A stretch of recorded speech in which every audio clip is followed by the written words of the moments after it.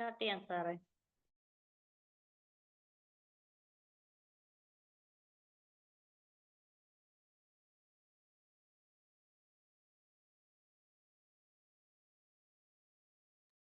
Ashraf sir okay അല്ലേ?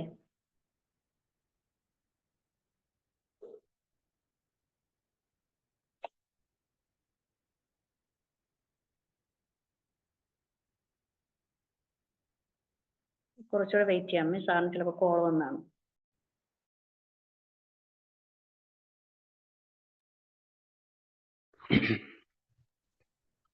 Okay ആണല്ലോ അല്ലേ? യെസ് യെസ് സ്റ്റാർട്ട് ചെയ്യല്ലോ അല്ലേ? Okay. Okay okay. Good evening all. കേൾക്കുന്നുണ്ടല്ലോ അല്ലേ? ഹലോ. കേൾക്കുന്നുണ്ട്. Okay okay okay okay okay. Good evening all. എൻ്റെ പേര് അഷ്റഫ് വലിയോറ. ഞാൻ മലപ്പുറം ജില്ലയിലെ വേങ്ങര സ്വദേശിയാണ്. ഒരു ഹോസ്പിറ്റൽ അഡ്മിൻ ഡിപ്പാർട്ട്മെന്റിൽ ജോലി ചെയ്ത് വരികയാണ്. ഈ വിംബിൾ അക്കാദമിയുടെ 19ാമത്തെ ബാച്ചിലെ സ്റ്റുഡന്റ് കൂടിയാണ്. ഈ വിംബിൾ അക്കാദമി നടത്തപ്പെടുന്ന പ്രൊഫഷണൽ ട്രെയിനേഴ്സ് അഥവാ ട്രെയിനർ ടോൾക്കിന്റെ ഒരു സംഗമത്തിലാണ് നാം ഇപ്പോൾ ഒരുമിച്ച് കൂടിയിട്ടുള്ളത്. ഇവിടെ ഇന്ന് ക്ലാസ് എടുക്കാൻ വരുന്നത് ഇതിലെ ഒരു സ്റ്റുഡന്റ് കൂടിയാണ്, അഥവാ അവതാരികയായി വരുന്നത് ഈ വിംബിൾ അക്കാദമിയിൽ നിന്നും പഠിച്ച് സർട്ടിഫിക്കറ്റ് നേടിയ ഒരു ആൾ കൂടിയാണ്. വിംബിൾ അക്കാദമിയെ കുറിച്ച് പറയുമ്പോൾ എന്നെ സംബന്ധിച്ചിടത്തോളം ഞാൻ ഒരു പ്രൊഫഷണൽ ട്രെയിനർ ആവുക അല്ലെങ്കിൽ ഒരു മോട്ടിവേഷൻ സ്പീക്കർ ആവുക എന്ന എൻ്റെ വളരെ കാലത്തെ ഒരു ആഗ്രഹമായി. ഇതിന്റെ സാധ്യതകളെ കുറിച്ച് ഞാൻ പഠിച്ചു വരുമ്പോഴാണ് എൻ്റെ ഒരു സുഹൃത്ത് വഴി വിംബിൾ അക്കാദമിയെ കുറിച്ച് ഞാൻ അറിയുന്നത്. കോഴിക്കോടുള്ള എൻ്റെ ഒരു സുഹൃത്ത് എന്നെ വിളിച്ച് ഇങ്ങനെ ഒരു അക്കാദമിയെ കുറിച്ച് എനിക്ക് പ്രപ്പോസൽ ചെയ്യുന്നത്. രസകരം അതല്ല, ഞാൻ ഈ 19ാമത്തെ ബാച്ച് തുടങ്ങുന്നതിൻ്റെ ഏതാനും മണിക്കൂറുകൾക്ക് മുമ്പാണ് എനിക്ക് ഇങ്ങനെ അക്കാദമിയെ കുറിച്ച് വിവരം കിട്ടുന്നത്. അപ്പോൾ ഈ സുഹൃത്ത് എന്നോട് പറഞ്ഞു, ഇന്ന് 19ാമത്തെ ബാച്ച് തുടങ്ങുകയാണ്, ഇന്ന് രാത്രി 8 മണിക്കാണ് തുടങ്ങുന്നത്. എന്നെ വിളിച്ച് പറയുന്നത് ഏകദേശം ഒരു ഉച്ചക്ക് 12 മണിക്കാണ്. ഞാൻ സത്യത്തിൽ ഒന്ന് കൺഫ്യൂഷനായി. എന്താണ് ഇതിന്റെ അവസ്ഥ, അല്ലെങ്കിൽ എങ്ങനെയാണ് വിംബിൾ അക്കാദമിയുടെ നീക്കുപോക്കുകളൊന്നും എനിക്കറിയില്ലല്ലോ. എനിക്ക് അവനൊരു കോണ്ടാക്ട് നമ്പറും തന്നു. അങ്ങനെ ഞാൻ ഉടനെ ആ നമ്പറിൽ വിളിച്ചു. വിംബിൾ അക്കാദമിയുടെ ഫൗണ്ടറും മാസ്റ്റർ ട്രെയിനറുമായ പ്രിയപ്പെട്ട ഫൈസൽ സാറുമായി ഞാൻ കോണ്ടാക്ട് ചെയ്തു. അദ്ദേഹം വളരെ സന്തോഷത്തോടു കൂടി എനിക്ക് കുറച്ച് സമയം കാര്യങ്ങളൊന്ന് ഏകദേശ രൂപത്തിൽ വിശദീകരിച്ചു. ഞാൻ ഫോൺ കട്ട് ചെയ്തതിനു ശേഷം വീണ്ടും എൻ്റെ സുഹൃത്തിനെ വിളിച്ചു. എന്തായിരിക്കും ഇന്ന് തന്നെ ഞാൻ ജോയിൻ ചെയ്താൽ, അല്ലെങ്കിൽ ഇന്ന് തുടങ്ങുന്ന ക്ലാസ് ആണ്, നേരത്തെ പറ്റി എനിക്കൊരു ഐഡിയയും ഇല്ല, ഞാൻ ജോയിൻ ചെയ്ത് കഴിഞ്ഞാൽ എന്തായിരിക്കും അവസ്ഥ എന്ന് ചോദിച്ചപ്പോൾ ആ സുഹൃത്ത് എന്നോട് പറഞ്ഞു, നീ ധൈര്യമായിട്ട് ജോയിൻ ചെയ്തോളൂ, ഒരിക്കലും അത് ഒരു നഷ്ടക്കച്ചവടമാവില്ല എന്നത്. അങ്ങനെ ഞാൻ അന്ന് തന്നെ വിംബിൾ അക്കാദമിയിൽ ജോയിൻ ചെയ്തു. 19ാമത്തെ ബാച്ചിൽ അന്നത്തെ നൈറ്റ് ക്ലാസ് സ്റ്റാർട്ട് ചെയ്യുന്നു. 8 മണിക്കായിരുന്നു. അവിടെ ചേർന്നപ്പോഴാണ് ശരിക്ക് എനിക്ക് ബോധ്യമായത്. എൻ്റെ ആ പ്രിയ സുഹൃത്ത് പറഞ്ഞ് അക്ഷരം പ്രതി ശരിയാണ്. ഒരു മോട്ടിവേഷൻ സ്പീക്കർ ആകണമെങ്കിൽ, അതിനൊരു ട്രെയിനർ ആവണമെങ്കിൽ, എൻ്റെ ശബ്ദം ശ്രവിക്കുന്ന ആരെങ്കിലും അങ്ങനത്തെ ഒരു ആഗ്രഹം വെച്ച് പുലർത്തുന്നുണ്ടെങ്കിൽ തീർച്ചയായും ഞാൻ നിങ്ങളെ റെഫർ ചെയ്യുന്നു വിംബിൾ അക്കാദമിയിലേക്ക്. കാരണമുണ്ട്, ഞാനിത് വെറുതെ ഒരു വെറുമ്പാക്ക് പറയുക, അല്ലെങ്കിൽ അക്കാദമിയുടെ ഒരു പ്ലാറ്റ്ഫോമിൽ ഇരുന്ന് കൊണ്ട് സംസാരിക്കുമ്പോൾ ഉണ്ടാവുന്ന ഏതെങ്കിലും തരത്തിലുള്ള ഒരു പ്രൊമോഷൻ അല്ല. എൻ്റെ അനുഭവത്തിൽ നിന്ന് എനിക്ക് മനസ്സിലായ കാര്യങ്ങൾ നിങ്ങളുമായി സംവദിക്കുന്നത് മാത്രം. വളരെ കുറഞ്ഞ നിരക്കിൽ, ഇത്തരം വളരെ കുറഞ്ഞ നിരക്കിൽ ഒരു ട്രെയിനർ ക്ലാസ് അല്ലെങ്കിൽ ഒരു മോട്ടിവേഷൻ സ്പീക്കർ കോഴ്സ് നടത്തുന്ന ഏതെങ്കിലും ഒരു സ്ഥാപനമോ ഒരു ഓൺലൈൻ പ്ലാറ്റ്ഫോമോ അല്ലെങ്കിൽ ഓഫ്ലൈൻ പ്ലാറ്റ്ഫോമോ ഏതാവട്ടെ ഉണ്ടാവുമെന്ന് എനിക്ക് തോന്നുന്നില്ല. നമ്മളൊക്കെ ഏത് സാധാരണക്കാർക്കും ജോയിൻ ചെയ്യാൻ പാകത്തിലാണ് ഇതിന്റെ നമ്മളെ ഇതിനുള്ള ചാർജ് ഇവർ നിശ്ചയിച്ചിട്ടുള്ളത്. വളരെ തുച്ഛമായ ഒരു സംഖ്യയാണ്.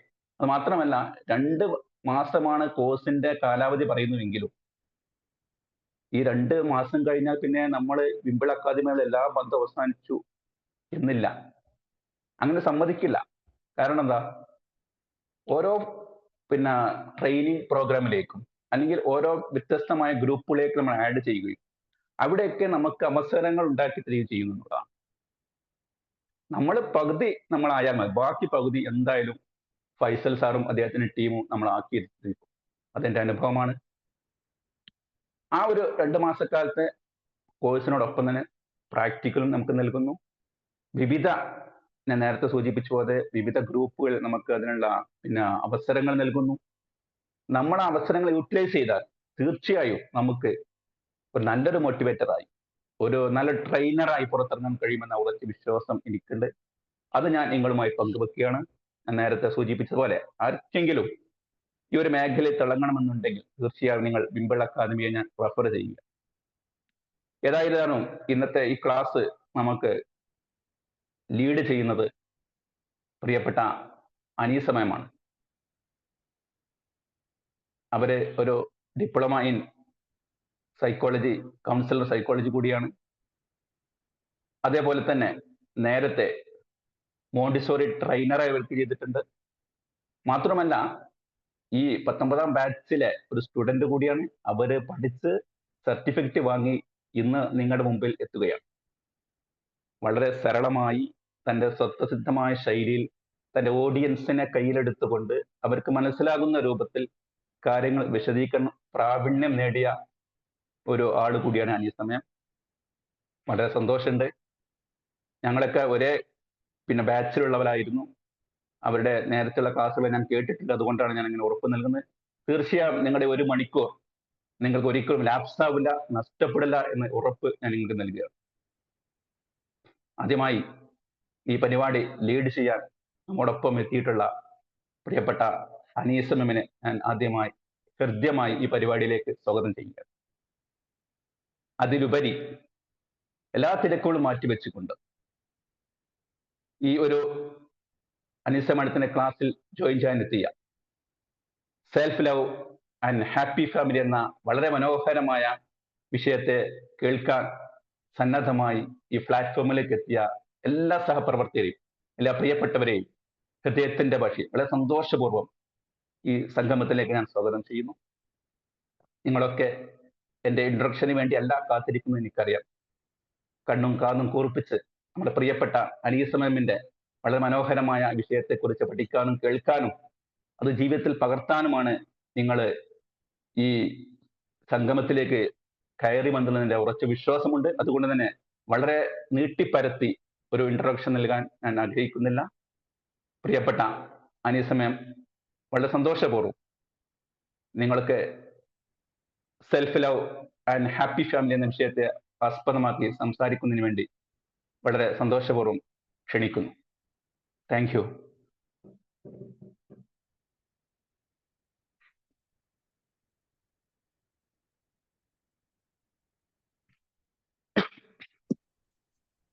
Hi dears. Good evening. Good evening. Good evening, Anita ma'am. Good evening. സന്തോഷം. ഇങ്ങനെ ഒരു സമയത്ത് പ്രത്യേകിച്ച് മക്കളൊക്കെ പഠിക്കുന്ന, ഇപ്പൊ എന്റെ മോനൊക്കെ എക്സാം ആണ്, അങ്ങനെ എക്സാം ഒക്കെ ഉള്ള മക്കളുടെ രക്ഷിതാക്കളൊക്കെ ആയിരിക്കും നിങ്ങൾ. എന്നാലും അതൊക്കെ വിട്ടിട്ട് ഞങ്ങളോടൊപ്പം ഈ വിംബിളിന്റെ കൂടെ കൂടാൻ ഞങ്ങളുടെ കൂടെ കൂടിയ നിങ്ങളോട് ഒരുപാട് താങ്ക്സ് ആദ്യം പറയട്ടെ. പിന്നെ ഞങ്ങളെ ഈ പ്ലാറ്റ്ഫോമിൽ എത്തിച്ച, ഞങ്ങളെ പിന്നാലെ ഞങ്ങളെ ട്രെയിൻ ചെയ്ത് ഇവിടം വരെ എത്തിച്ച വിംബിൾ അക്കാഡമിയുടെ സാരഥി പ്രിയപ്പെട്ട ഫൈസൽ സാറിനും കൂടെ വലങ്കയ്യായി നിന്ന ഞങ്ങളുടെ ശ്വാസമായ ജാസ്മിൻ മാഡത്തിനും ആദ്യമായിട്ട് എൻ്റെ ഹൃദയത്തിന്റെ ഭാഷയിൽ ഞാൻ നന്ദി പറയുകയാണ്, ഇങ്ങനെ ഒരു അവസരം എനിക്കൊരുക്കി തന്നതിന്. അപ്പോ അഷ്റഫ് സാറ് പറഞ്ഞു, ഇനിയിപ്പോ എന്നെ കുറിച്ച് കൂടുതൽ ഒരു വിശദീകരണമൊന്നും ഞാനിവിടെ വെക്കുന്നില്ല. എൻ്റെ പേര് അനീസ. അപ്പൊ നമുക്ക് സ്റ്റാർട്ട് ചെയ്യാം അല്ലേ? ആദ്യമായിട്ട് ഞാൻ നിങ്ങൾക്ക് ഒരു ടാസ്ക് തരികയാണ്. അതെന്തെന്ന് വെച്ചാൽ, ഞാൻ നിങ്ങളോട് ചോദിക്കുകയാണ്, നിങ്ങളുടെ ജീവിതത്തിൽ ഏറ്റവും പ്രിയപ്പെട്ട ഒരു 3-4 ആൾക്കാരുടെ പേര് എഴുതി വെക്കാൻ പറഞ്ഞ നിങ്ങൾ ആരുടേതൊക്കെ എഴുതി വെക്കും? എഴുതണ്ട, നിങ്ങളെ മനസ്സിൽ വിചാരിക്കാൻ പറഞ്ഞ ആരുടെയൊക്കെ പേരായിരിക്കും? ഒരു 3-4 പേരുണ്ടെങ്കിൽ അത് ആരുടെയൊക്കെ ആയിരിക്കും? ഒന്ന് പറയാം. ആർക്കെങ്കിലും ആരൊക്കെ ഉണ്ടാവും അതില്? ഏറ്റവും പ്രിയപ്പെട്ട ആൾക്കാര്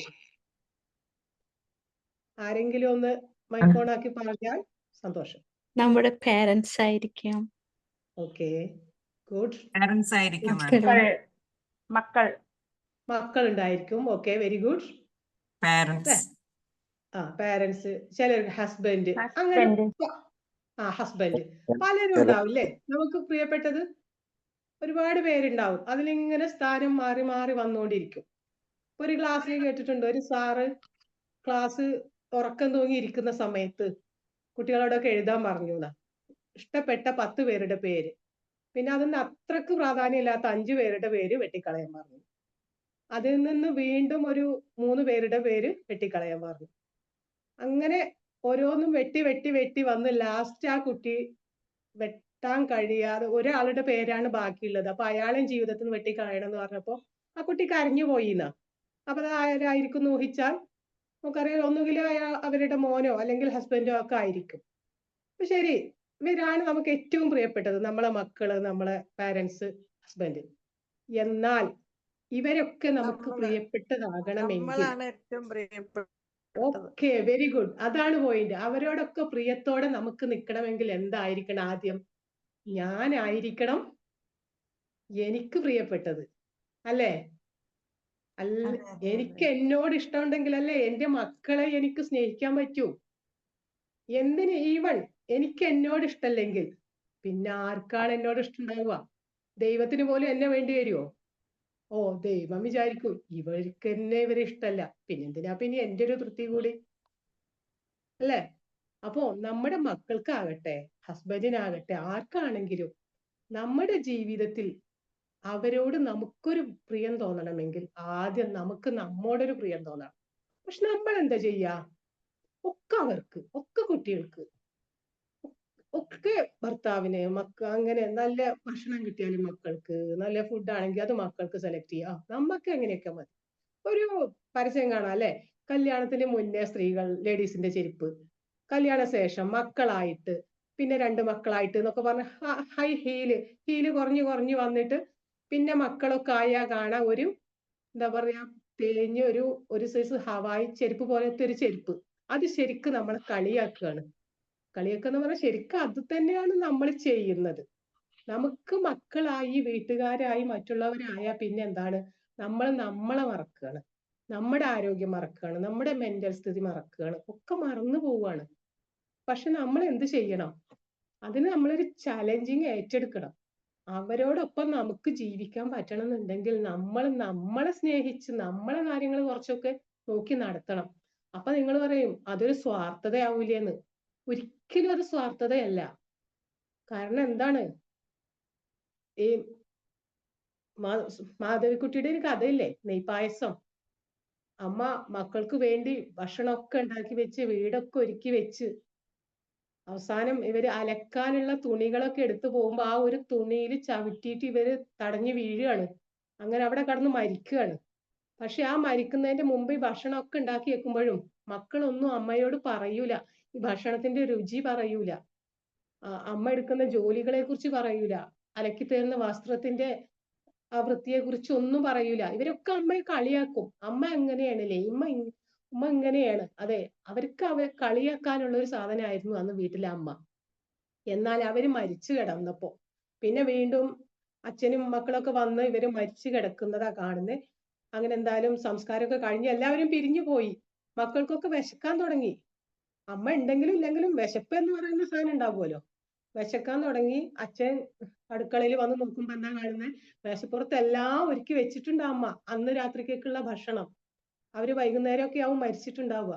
അപ്പൊ അതെടുത്ത് കഴിക്കുമ്പോ അപ്പൊ മക്കൾ പറയുന്നൊരു വാക്കുണ്ട്, അച്ഛാ അമ്മ ഉണ്ടാക്കുന്ന ഭക്ഷണത്തിന് എന്ത് ടേസ്റ്റ് ആണല്ലേ. അപ്പോഴാണ് അവര് അമ്മയുടെ ഭക്ഷണത്തിന്റെ ടേസ്റ്റ് പറയുന്നേ. പക്ഷെ അത് അമ്മ കേൾക്കുന്നുണ്ടോ? ഇല്ല അല്ലേ? അതാണ് നമ്മുടെയൊക്കെ അവസ്ഥ.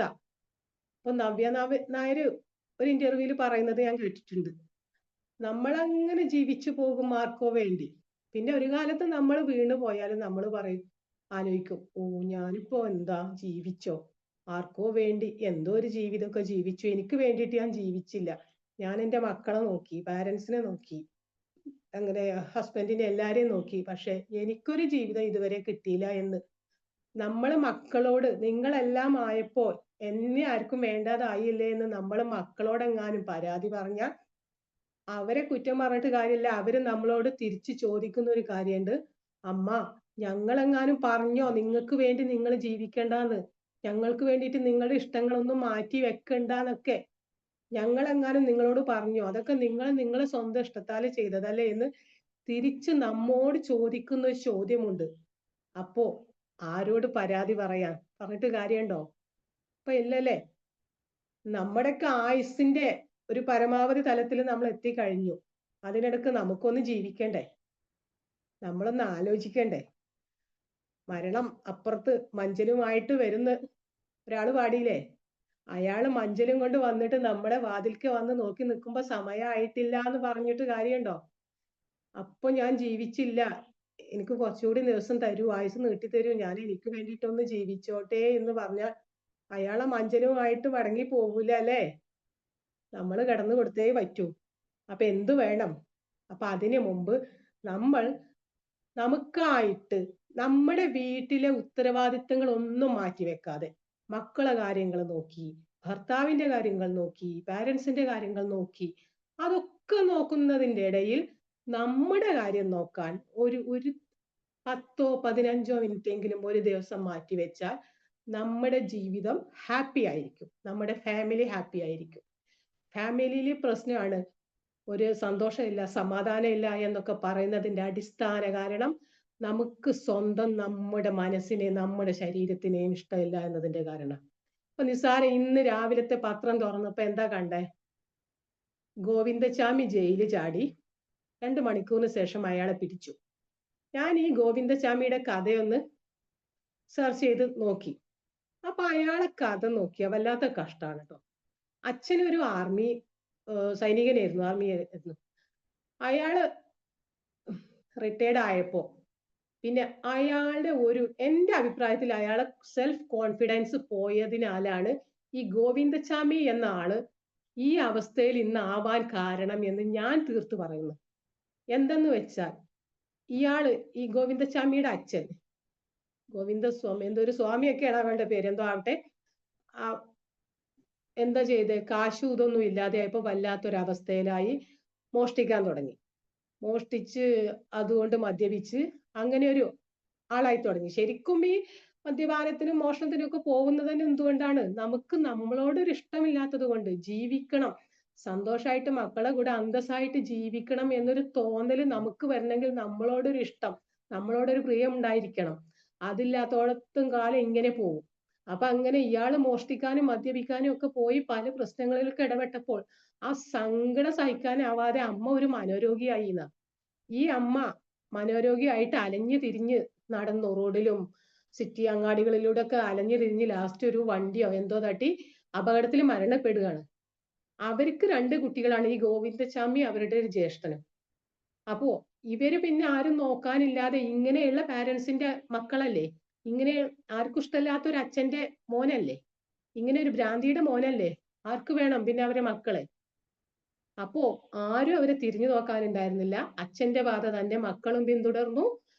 റെയിൽവേ സ്റ്റേഷനില് ബാഗ് മോഷണം, മാല പൊട്ടിക്കല്, ഇങ്ങനെ പേഴ്സ് മോഷണം, ഇങ്ങനെയുള്ള കാര്യങ്ങൾക്കൊക്കെ അവർക്ക് ട്രെയിനിങ് കൊടുക്കാനും ആളുണ്ടായിരുന്നു. അവരത് ചെയ്തു, അവരതിൽ എക്സ്പെർട്ടായി. പിന്നെ തമിഴ്നാട്ടിൽ ചെയ്ത് മടുത്തപ്പോൾ ബോംബെയിലേക്ക് വണ്ടി കയറി, അവിടുന്നും ഇതിനുള്ള ആളുകളും ഒത്താശകളൊക്കെ കൂടി ഇയാളത് ചെയ്തു. അങ്ങനെ പിന്നെ സെക്സ് റാക്കറ്റിൽ പെട്ട് സെക്സിനോട് പ്രത്യേക താല്പര്യം വന്ന് ആരെ കണ്ടാലും അമ്മയാണോ പെങ്ങളാണോ എന്നും അവരുടെ ഒരു സ്നേഹമൊന്നും കിട്ടാതെ ലഭിച്ച ഒരു കുട്ടിക്ക് എന്താ അമ്മ, എന്ത് പെങ്ങള്? അപ്പോ അങ്ങനെ ഒരു ആരെ കണ്ടാലും ലൈംഗികമായിട്ട് സ്ത്രീകളാണെങ്കിലും പുരുഷന്മാരാണെങ്കിലും ഇയാൾക്ക് ചാൻസ് കിട്ടിയാൽ ഉപയോഗിച്ചിരുന്നു എന്നാ പറയുന്നത്. അങ്ങനെ കൂടെ വർക്ക് ചെയ്തിരുന്ന ഒരാളുടെ ഭാര്യയെ പിടിക്കാൻ ചെന്നപ്പോൾ അയാളെ കൈ വെട്ടിയതാന്നാ പറയുന്നത്. ഒരു കൈയിന്റെ കൈപ്പടം ഈ ഗോവിന്ദസ്വാമിക്ക് ഇല്ല, അങ്ങനെ പറയുന്നു. പക്ഷെ ഇയാളോട് ചോദിക്കുമ്പോൾ പറയുന്നത് ചെറുപ്പത്തിൽ പടക്കം പൊട്ടിച്ചപ്പോ പോയി എന്ന് ഒരു പ്രാവശ്യം പറഞ്ഞു. പിന്നെ ഇവിടെ മോഷണത്തിന് പോയപ്പോഴോ എന്തോ എവിടെയോ മെഷീനിലോ ട്രെയിനിലോ എവിടെ കുടുങ്ങിയിട്ട് പോയി എന്നൊക്കെ അങ്ങനെ പല അഭിപ്രായങ്ങളും പറയുന്നുണ്ട്. എന്നാലും നാട്ടിൽ നിന്ന് മിക്കവാരിടത്തുനിന്നും കിട്ടിയ അഭിപ്രായം ഇതാണെന്നാ പറയുന്നത്. അപ്പോ സ്വന്തത്തോട് നമ്മോടൊരു പ്രിയം ഉണ്ടായിരുന്നെങ്കിൽ ഗോവിന്ദസ്വാമിയുടെ അച്ഛൻ അങ്ങനെ ആയില്ലായിരുന്നു. അയാൾക്ക് അയാളുടെ ഭാര്യയെയും മക്കളെയും കൂട്ടിപ്പിടിച്ച് ജീവിക്കാൻ പറ്റുമായിരുന്നു. ആ തണലിൽ ജീവിച്ച മക്കളായിരുന്നെങ്കിൽ ഗോവിന്ദസ്വാമിയും ജ്യേഷ്ഠനും നല്ല മക്കളായിട്ട് വളർന്നിരുന്നു. ഗോവിന്ദസ്വാമി ജ്യേഷ്ഠനെ പിന്നീട് കണ്ടുമുട്ടുന്നത് തന്നെ ജയിലിൽ വെച്ചിട്ടാണെന്ന്. അപ്പൊ എന്താണ് അവസ്ഥ? ഇതാണ് സെൽഫ് ലവ് എന്ന, സെൽഫ് കെയർ ഇല്ലാതെ പോയാലുള്ള മനുഷ്യന്റെ അവസ്ഥയാണ് ഇങ്ങനെ വരാൻ പോകുന്നത്. അത് നമ്മളൊരു സ്വാർത്ഥതയായിട്ടോ നമുക്ക് മറ്റുള്ളവരുടെ നോക്കാതിരിക്കാനുള്ള നമ്മുടെ സ്ത്രീകളുടെ ഒരു ഐഡിയ എന്ന് അധികം പറയാം. അത് സ്ത്രീകൾ നല്ല സെൽഫ് ലവ് എന്ന് പറഞ്ഞാൽ എല്ലാവർക്കും വേണം. ഇനിയിപ്പോ പുരുഷന്മാരാകട്ടെ, എന്തൊരു ജീവിതം, രാവിലെ എണീക്കുക, ഓഫീസിൽ പോവുക, വീണ്ടും വരിക, രാത്രി അങ്ങനെ കുറെ അങ്ങോട്ടും ഇങ്ങോട്ടും നടന്നു, രാത്രിയായി കിടന്നുറങ്ങി, വീണ്ടും എണീറ്റ് പോയി. ഇങ്ങനെ ഒരു യാന്ത്രികമായ ജീവിതത്തിന്റെ ഇടയിൽ സ്വന്തം ശരീരവും സ്വന്തം മനസ്സും ഒക്കെ ഒന്ന് നോക്കി കുടുംബത്തോടൊക്കെ നല്ലൊരു അറ്റാച്ച്മെന്റ് വന്നാല് ആ കുടുംബം താനെ ഒരു ഹാപ്പി മൂഡിലേക്ക് പോകുന്നത് നമുക്ക് കാണാം. നമ്മൾ ഇത്ര കുറെ ക്ലാസ്സുകൾ കേട്ട് കുറെ വായിച്ച് അതിനൊന്നും ഒരു ആവശ്യമില്ല. ഇത് നമ്മുടെ മനസ്സിൽ നമുക്കൊരു ഇത്തിരി ചിന്ത വന്നാൽ മതി, നമുക്ക് നമ്മളെ ഒന്ന് ശ്രദ്ധിക്കാൻ സമയം കിട്ടിയാൽ മതി, നമ്മൾ തീർച്ചയായിട്ടും വിജയിക്കും. പക്ഷേ നമ്മൾ പറയും, ഇതൊക്കെ മറ്റുള്ളവർ പറയൂലേ, ഓ അതിനൊക്കെ ഇവരുടെതൊക്കെ ചെയ്തു നിന്നാല് എനിക്ക് സമയം ഉണ്ടാവോ? അപ്പൊ മറ്റുള്ളവർ പറയും. ഇപ്പൊ എന്താ ഒരു സ്വഭാവത്തിനൊരു മാറ്റം ഉണ്ടല്ലോ, എന്നത്തെയും പോലെയല്ല. ഇപ്പൊ ഒരു സ്വന്തം ഇഷ്ടം നോക്കി തുടങ്ങുന്നുണ്ട്, മറ്റുള്ളവരുടെ കാര്യങ്ങളൊന്നും നോക്കാതെ ആവുന്നുണ്ടോ? അതൊക്കെ പറയും. അതൊന്നും നമ്മൾ മൈൻഡ് ചെയ്യണ്ട. നമ്മൾ പറയാ, നമ്മളോട് ചോദിക്കാൻ വരുന്നവരുണ്ട്, നിങ്ങൾക്ക് ഞാൻ ചെയ്തു തന്നിരുന്ന കാര്യങ്ങളിൽ എന്തെങ്കിലും കുറവുണ്ടോ? അതുണ്ടെങ്കിൽ നിങ്ങൾ പറയും. നമ്മൾ അതിലൊന്നും നമ്മൾ കുറവ് വരുത്താൻ പാടില്ല. നമ്മളെല്ലാം അവർക്ക് ചെയ്തു കൊടുക്കണം. എന്നിട്ട് അവരുടെ കൂടെ നിന്നിട്ട് നമുക്ക് 24 മണിക്കൂർ ഒരു ദിവസത്തിൽ ദൈവം തന്നിട്ടുണ്ടെങ്കിൽ അത് നമ്മൾ യൂസ് ചെയ്യാനാണ്, അത് നമ്മൾ ചെയ്തിരിക്കണം. അല്ലാതെ വെറുതെ കളഞ്ഞിട്ട് ലാസ്റ്റ് ഒരു പ്രയോജനവും ഇല്ലാത്ത സമയത്തിൽ നമുക്കൊരു സെൽഫ് ലവ് തോന്നിയിട്ട്, അതെ, ഒരു കുഞ്ഞും കുറ്റവാളിയായിട്ടോ ആകുവാനല്ല ജനിക്കുന്നത്. ശരിയാ, അവരെ സാഹചര്യങ്ങളാണ് അവരെ ഒരുക്കുന്നത്. അപ്പോ ആരോ മെസ്സേജ് ഇട്ടതാട്ടോ, ഞാൻ വായിക്കാൻ കിട്ടിയില്ല, അപ്പൊ പോയി. അപ്പൊ അതാണ് എന്റെ പോയി പറയുന്നത്. മറ്റുള്ളവരുടെ കാര്യങ്ങളൊന്നും മാറ്റി വെച്ചിട്ടല്ല, നമുക്ക് ആ കാര്യങ്ങളുടെ ഇടയിൽ നിന്നിട്ട് നമ്മളെ ഒന്ന് ശ്രദ്ധിക്കാൻ നോക്കുക. അപ്പൊ ഇതിന് ആദ്യം വേണ്ടത് എന്താ? നമുക്ക് നമ്മളോട് തന്നെ ഒരു സെൽഫ് അവയർനെസ് വേണം, അല്ലെ? Self awareness, no your strength and abilities. നമ്മളെ അവയർനെസ് ചെയ്യാൻ എന്ത് വേണം? നമ്മുടെ സ്ട്രെങ്ത്തും നമ്മളെ എബിലിറ്റീസും നമ്മുടെ കഴിവുകളൊക്കെ നമ്മൾ തന്നെ കണ്ടെത്തണം, അല്ലെ? മറ്റുള്ളവരൊന്നും നമുക്ക് എനിക്ക് ഇങ്ങനെ ഒരു ഇതുണ്ടല്ലോ, നിനക്ക് ഇങ്ങനെ ഒരു കഴിവുണ്ടല്ലോ, അങ്ങനെ കണ്ടുപിടിക്കാൻ ആരും വരൂല. എല്ലാവർക്കും നമ്മുടെ തെറ്റുകൾ കാണാനും കുറ്റങ്ങൾ കാണാനേ ഇൻട്രസ്റ്റ് ഉണ്ടാവുള്ളൂ, അല്ലേ? അത് പുരുഷനാണെങ്കിലും സ്ത്രീകളാണെങ്കിലും നമ്മുടെ നല്ല കാര്യങ്ങൾ പറയാൻ ആരും ഉണ്ടാവില്ല. അത് നമ്മളായിട്ട് എടുത്തുണ്ടാക്കണം. അപ്പൊ ചിലരുടെ സ്ട്രെങ്ത് എന്തായിരിക്കും? ചിലർക്ക് നല്ല പാട്ട് പാടാൻ കഴിയുന്ന കുട്ടി ഉണ്ടാവും. അപ്പൊ എന്റെ പരിചയത്തിലൊരു കുട്ടിയുണ്ട്, TV റിയാലിറ്റി ഷോകളിലൊക്കെ പങ്കെടുത്തിരുന്ന നല്ലൊരു കുട്ടി, പാട്ട് പാടുന്ന ഒരു കുട്ടി. കല്യാണം കഴിഞ്ഞു, ഒരു ഡോക്ടറെ കല്യാണം കഴിച്ച്. പറഞ്ഞിട്ട് എന്ത് കാര്യം? ഡോക്ടറുടെ ഉപ്പക്ക് ഇഷ്ടല്ലേ അത്രേ ഈ കുട്ടി പിന്നെ സ്റ്റേജിൽ കയറി പാടുന്നത്. ആ കുട്ടി വീട്ടിൽ ഒതുങ്ങി എന്ത് നല്ല സ്വരത്തില് നല്ല ഈണത്തിലൊക്കെ പാടിയിരുന്ന ഒരു കുട്ടി ഇപ്പോ വീട്ടില് 2 മക്കളെ നോക്കിയിട്ട് ഇരിക്കാന്ന് പറയുമ്പോ എനിക്ക് സങ്കടം വന്നു. പക്ഷെ നമുക്കത് പറഞ്ഞൊരു മോട്ടിവേറ്റ് ചെയ്യാൻ പറ്റുന്ന ഒരു തരത്തിലുള്ള സിറ്റുവേഷൻ ആയിരുന്നില്ല അപ്പോ. അങ്ങനെ ആ കുട്ടി അതുപോലെ നമ്മുടെ ഉള്ളിലെ കഴിവുകളെ നമ്മൾ കണ്ടെത്തി, നമുക്കൊരു സ്ട്രോങ് പോയിന്റ് ഉണ്ടാവും, അതെന്താന്നുള്ളത് നമ്മൾ കണ്ടെത്തണം. എന്നിട്ട് അതിനെ നമ്മൾ തന്നെ മോട്ടിവേറ്റ് ചെയ്ത് പുറത്ത് കൊണ്ടുവരണം. ഇതൊന്നും ഇല്ലെങ്കിൽ എന്താണ് അവസ്ഥ?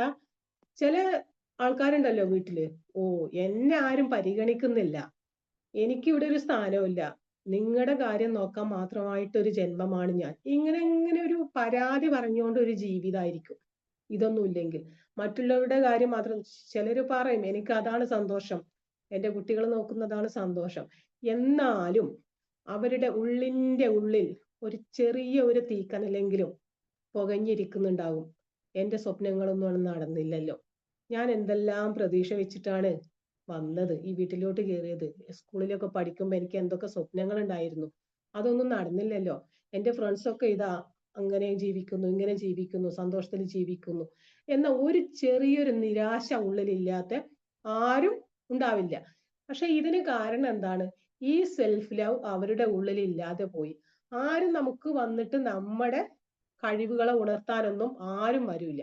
ഇപ്പൊ പാട്ട് പാടുന്ന ഒരാളാണെങ്കിൽ പാടണം, ഒഴിഞ്ഞു കിട്ടിയ ഇനി എല്ലാവരുടെ മുന്നിൽ നിന്നും പാടാൻ പറ്റില്ല, മടിയാണെങ്കിൽ നമ്മളൊക്കെ വീട്ടിൽ ഒറ്റക്കാവുന്ന ടൈം ഉണ്ടാവില്ലേ, ഒന്നുകിൽ ഒരു ബാത്റൂം സോങ് എന്ന് കേട്ടിട്ടില്ലേ, ബാത്റൂമിലെങ്ങനെ ഇരുന്ന് മൂളിക്കൂടെ? അതുപോലെ ഡാൻസ്, എന്ത് നല്ല ഡാൻസ് ചെയ്തിരുന്ന കുട്ടികളാണ് ഒന്നുമില്ലാത്ത വീട്ടമ്മമാരായി ഒതുങ്ങിയത്. അപ്പോ നമുക്ക് ഡാൻസ് ചെയ്യണമെങ്കിൽ അങ്ങോട്ട് കളിക്കണ്ടേ, വാതിലൊക്കെ അടച്ചിട്ട് ഡാൻസ് കളിക്കുക. പാട്ട് പാടുന്നവർ പാടുക, നല്ല നല്ല ചിത്രങ്ങൾ വരയ്ക്കാൻ പറ്റുന്ന ആൾക്കാരുണ്ടാവും, നല്ല വായനക്കാരുണ്ടാവും, പ്രാസംഗികരുണ്ടാവും.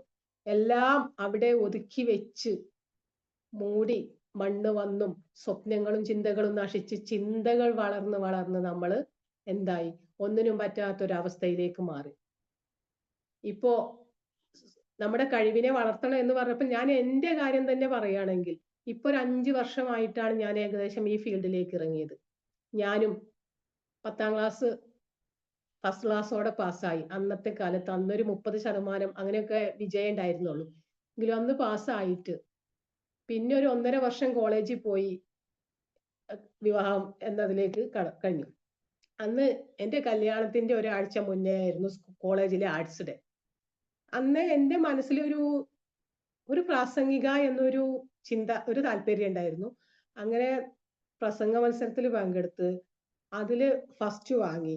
പക്ഷെ അന്ന് സർട്ടിഫിക്കറ്റ് ആണ്. അപ്പൊ ഈ സർട്ടിഫിക്കറ്റ് വിതരണം ചെയ്യാൻ ടൈം ഇല്ലാത്തതുകൊണ്ട് പിന്നെ ഒരു ദിവസം നമുക്ക് സ്കൂളിൽ കോളേജില് ഒരു പരിപാടി വരാണ്ട് അന്ന് വിതരണം ചെയ്യാന്ന് പറഞ്ഞിട്ട് അങ്ങനെ പ്രോഗ്രാം അവസാനിച്ചു. പക്ഷെ പിറ്റേ മാസം ആ പ്രോഗ്രാം വന്ന് സർട്ടിഫിക്കറ്റ് വിതരണം ചെയ്യുമ്പോഴേക്കും എൻ്റെ കോളേജ് ജീവിതം അവിടെ അവസാനിച്ചു. എൻ്റെ വിവാഹം കഴിഞ്ഞ് ഞാൻ പോയി. ഇപ്പോഴും ആ സർട്ടിഫിക്കറ്റ് എൻ്റെ മനസ്സിൽ ഇങ്ങനെ റൗണ്ട് അടിക്കും. എൻ്റെ മക്കൾ ഓരോ സർട്ടിഫിക്കറ്റും കൊണ്ടുവരുമ്പോ എൻ്റെ ആ സർട്ടിഫിക്കറ്റിനെ ഞാൻ ഇങ്ങനെ ഇവിടെ ഇരുന്ന് കാണും. അതവിടെ ഉണ്ടാവോ, കോളേജിൽ ഉണ്ടാവോ, അവർ കളഞ്ഞിട്ടുണ്ടാവോ, അങ്ങനെ ഒരു സങ്കടം എൻ്റെ മനസ്സിലുണ്ടായിരുന്നു. പിന്നെ അത് കിടന്ന് നീറി എനിക്ക് തന്നെ എൻ്റെ ജീവിതത്തിൽ എന്തോ ഒരു പ്രയാസം, ഒന്നിനും കുറവില്ലാത്തൊരു ജീവിതമായിരുന്നു. ഭർത്താവ്, മക്കള്, പാരൻസ്, വീട് എല്ലാം ഉണ്ട്. പക്ഷെ എന്തോ എവിടെയോ എനിക്കൊരു കുറവ്, എന്താണെന്നറിയാത്തൊരു കുറവ്. അങ്ങനെ അന്നൊന്നും ടൈമില്ല.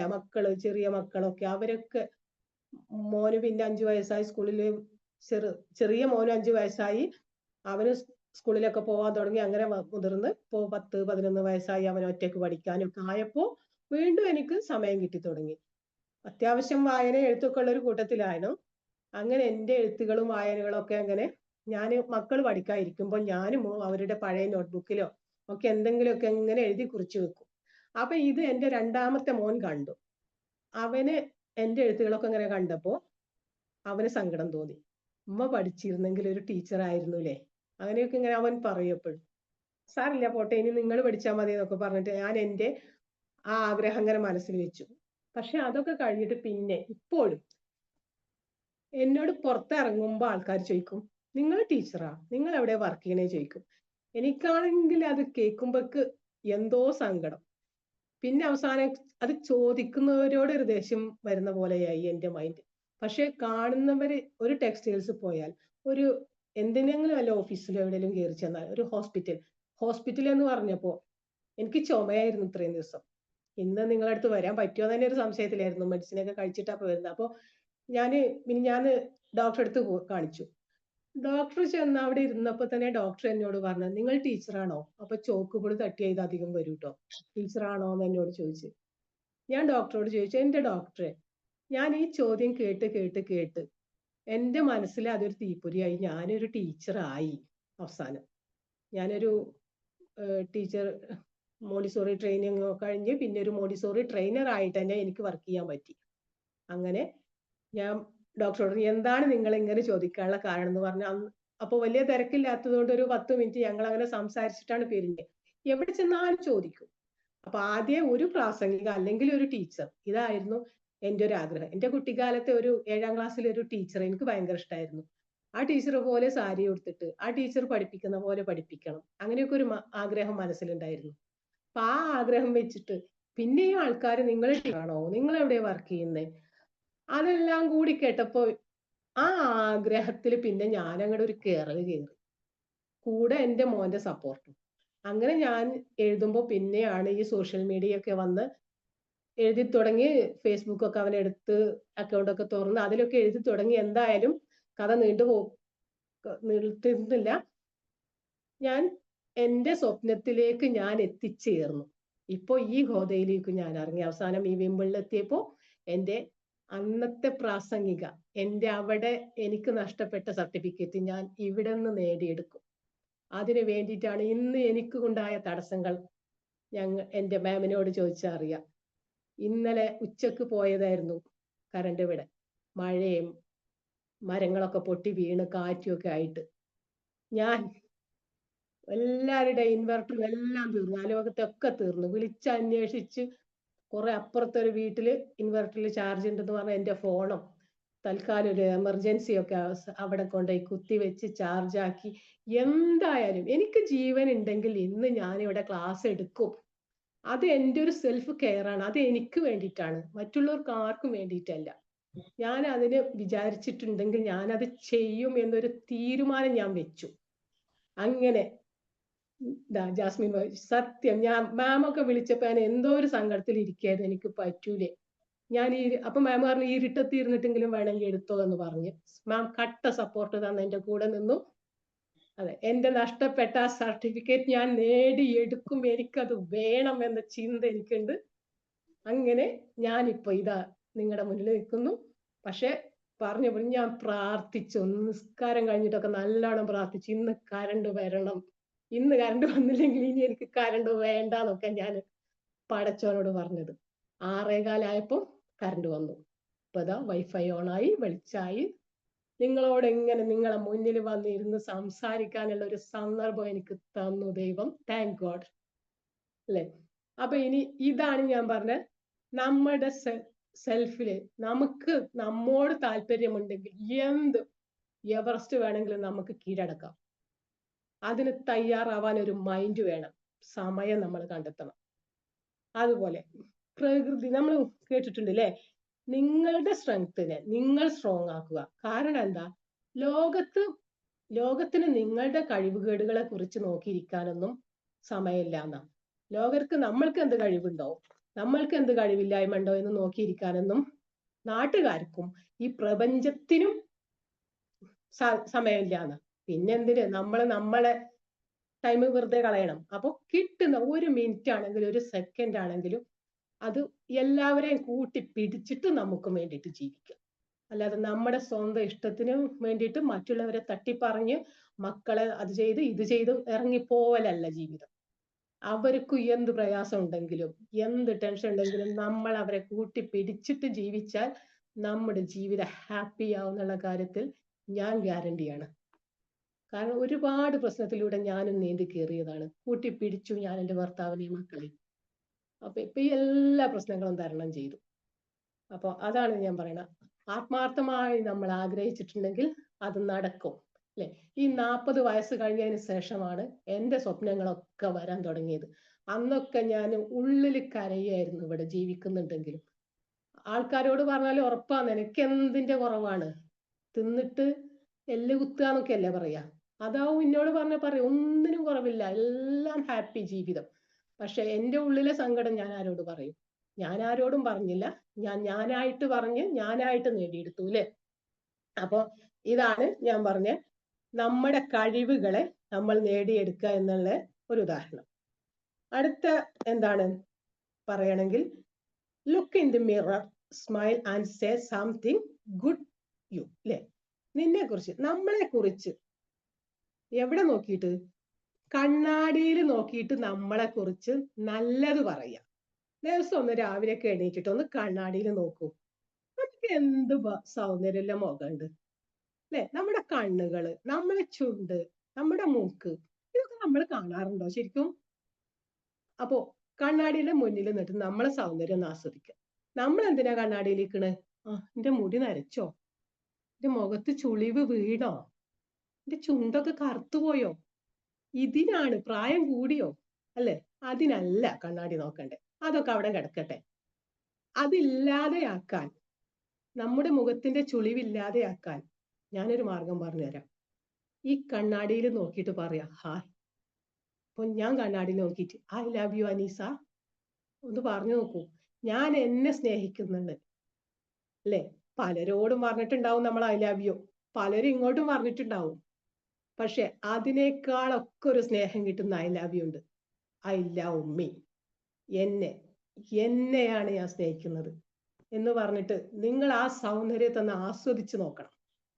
നമ്മുടെ ഒന്ന് പറയുന്നേ, വേറെ ആരും ചിലപ്പോ നമ്മളോട് പറയുന്നുണ്ടാവില്ല നിനക്ക് എത്ര ഭംഗിയുണ്ട്, ആരും പറയാണ്ടാവില്ല. നമ്മൾ നമ്മളെ സൗന്ദര്യം കാണുക, എന്നിട്ട് പറയാ നീ നല്ല സുന്ദരിയാണ്. അപ്പൊ ഇന്ന് നീ നല്ല സുന്ദരിയാന്ന് പറഞ്ഞ നാളെ നമ്മൾ അതിലേറെ സുന്ദരിയായിട്ടുണ്ടാവും, മറ്റന്നാള് ഒന്നുകൂടി സുന്ദരിയായിട്ടുണ്ടാവും. പോകും, താനെ പോകും നമ്മളെ മുഖത്തെ ചുളിവുകളൊക്കെ. ചിലർ കണ്ടിട്ടില്ലേ, ഒരു 40-35 വയസ്സാവുമ്പോക്കിനെ എന്താ മൂക്ക ചുളിഞ്ഞ് എന്തോ ഒരവസ്ഥയിൽ അതിന് പറ്റുന്ന ഒരു ഡ്രസ്സും ഇട്ട് അങ്ങനെ ഒരു അവസ്ഥയിൽ ഇരിക്കുന്ന ആൾക്കാരുണ്ടാവും. കാരണം എന്താ? അവരെന്താ വിചാരിക്ക, ഇനിയിപ്പോ എന്താ ഞാൻ കുറെ പൗഡർ ഇട്ടിട്ടും ക്രീമൊക്കെ തേച്ചിട്ട് ആര് കാണാനാ? അത് അവര് പറയല്ലേ. ആരും കാണാനല്ല. ഞാൻ ക്രീം ഇടുന്നുണ്ടെങ്കിൽ, ഞാൻ എൻ്റെ മുഖം ഫേഷ്യൽ ഇതൊക്കെ ചെയ്യുന്നുണ്ടെങ്കിൽ അത് എനിക്ക് വേണ്ടിയിട്ട്, വേറെ ആരെ കാണിക്കാൻ? ആര് കാണണം? എനിക്ക് കണ്ട് എനിക്ക് സന്തോഷിക്കാനാണ് എൻ്റെ മുഖവും എൻ്റെ കണ്ണും എൻ്റെ ചുണ്ടും മൂക്കൊക്കെ എനിക്ക് ദൈവം തന്നത്. അത് വേറെ ആർക്കും കാണാനോ പ്രദർശിപ്പിക്കാനോ ഉള്ളതല്ല. അങ്ങനെ ഒന്ന് ചെയ്തു നോക്കൂ. നമ്മുടെ സൗന്ദര്യം നമ്മൾ തന്നെ ആസ്വദിച്ചാൽ നമുക്ക് കിട്ടാൻ പോകുന്ന ഒരു സന്തോഷമുണ്ട് അല്ലെ. അപ്പൊ നമുക്ക് എന്താണ്, ഇങ്ങനെ നമ്മുടെ മൈൻഡിനെ നമ്മളെ തന്നെ സന്തോഷിപ്പിച്ചാല് എന്താ വരാൻ പോകുന്നത് അറിയോ? നമ്മുടെ ഉള്ളിലുള്ള കുറേ എന്താ ഇനി പറയാ, ഈ കുശുമ്പ്, നിരാശ, ദേഷ്യം, അതൊക്കെ അല്ലേ, അതൊക്കെ അങ്ങോട്ട് മാറിക്കിട്ടും.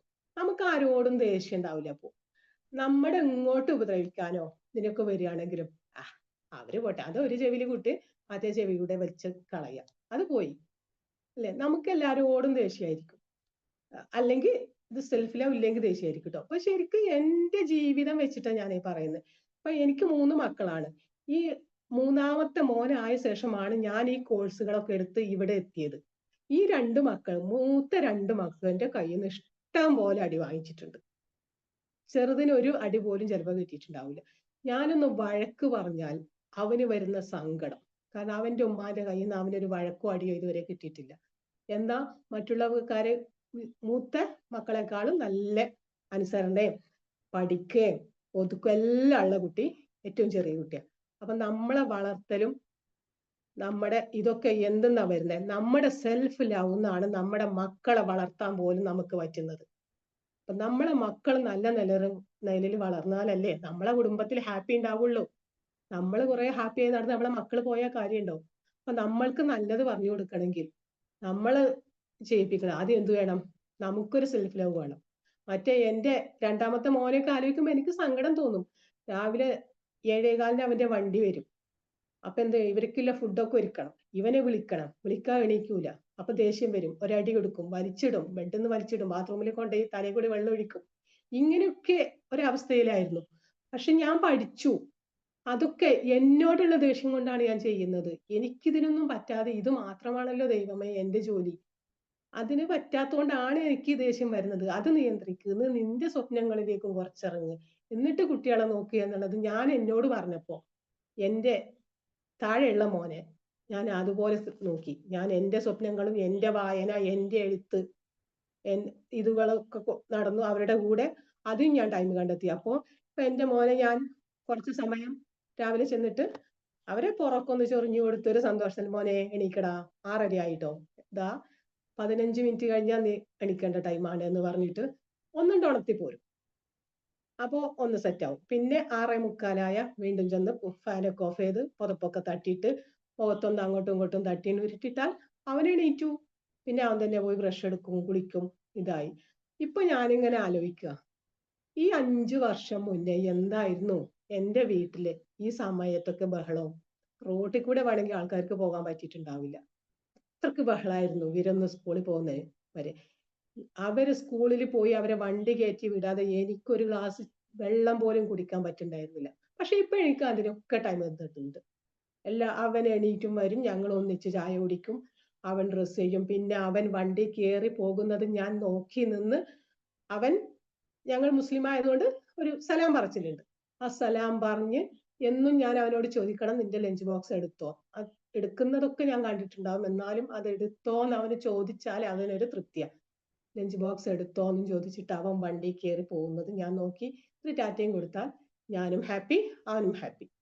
അതുപോലെ അവൻ വരുമ്പോ ഞാൻ ആ സിറ്റ് ഔട്ടിൽ അവൻ വരുന്നത് നോക്കി നിന്ന് അവന്റെ ബാഗും ഷൂ ഒക്കെ കയ്യിൽ വാങ്ങിക്കൊണ്ട് വെച്ചാൽ മതി.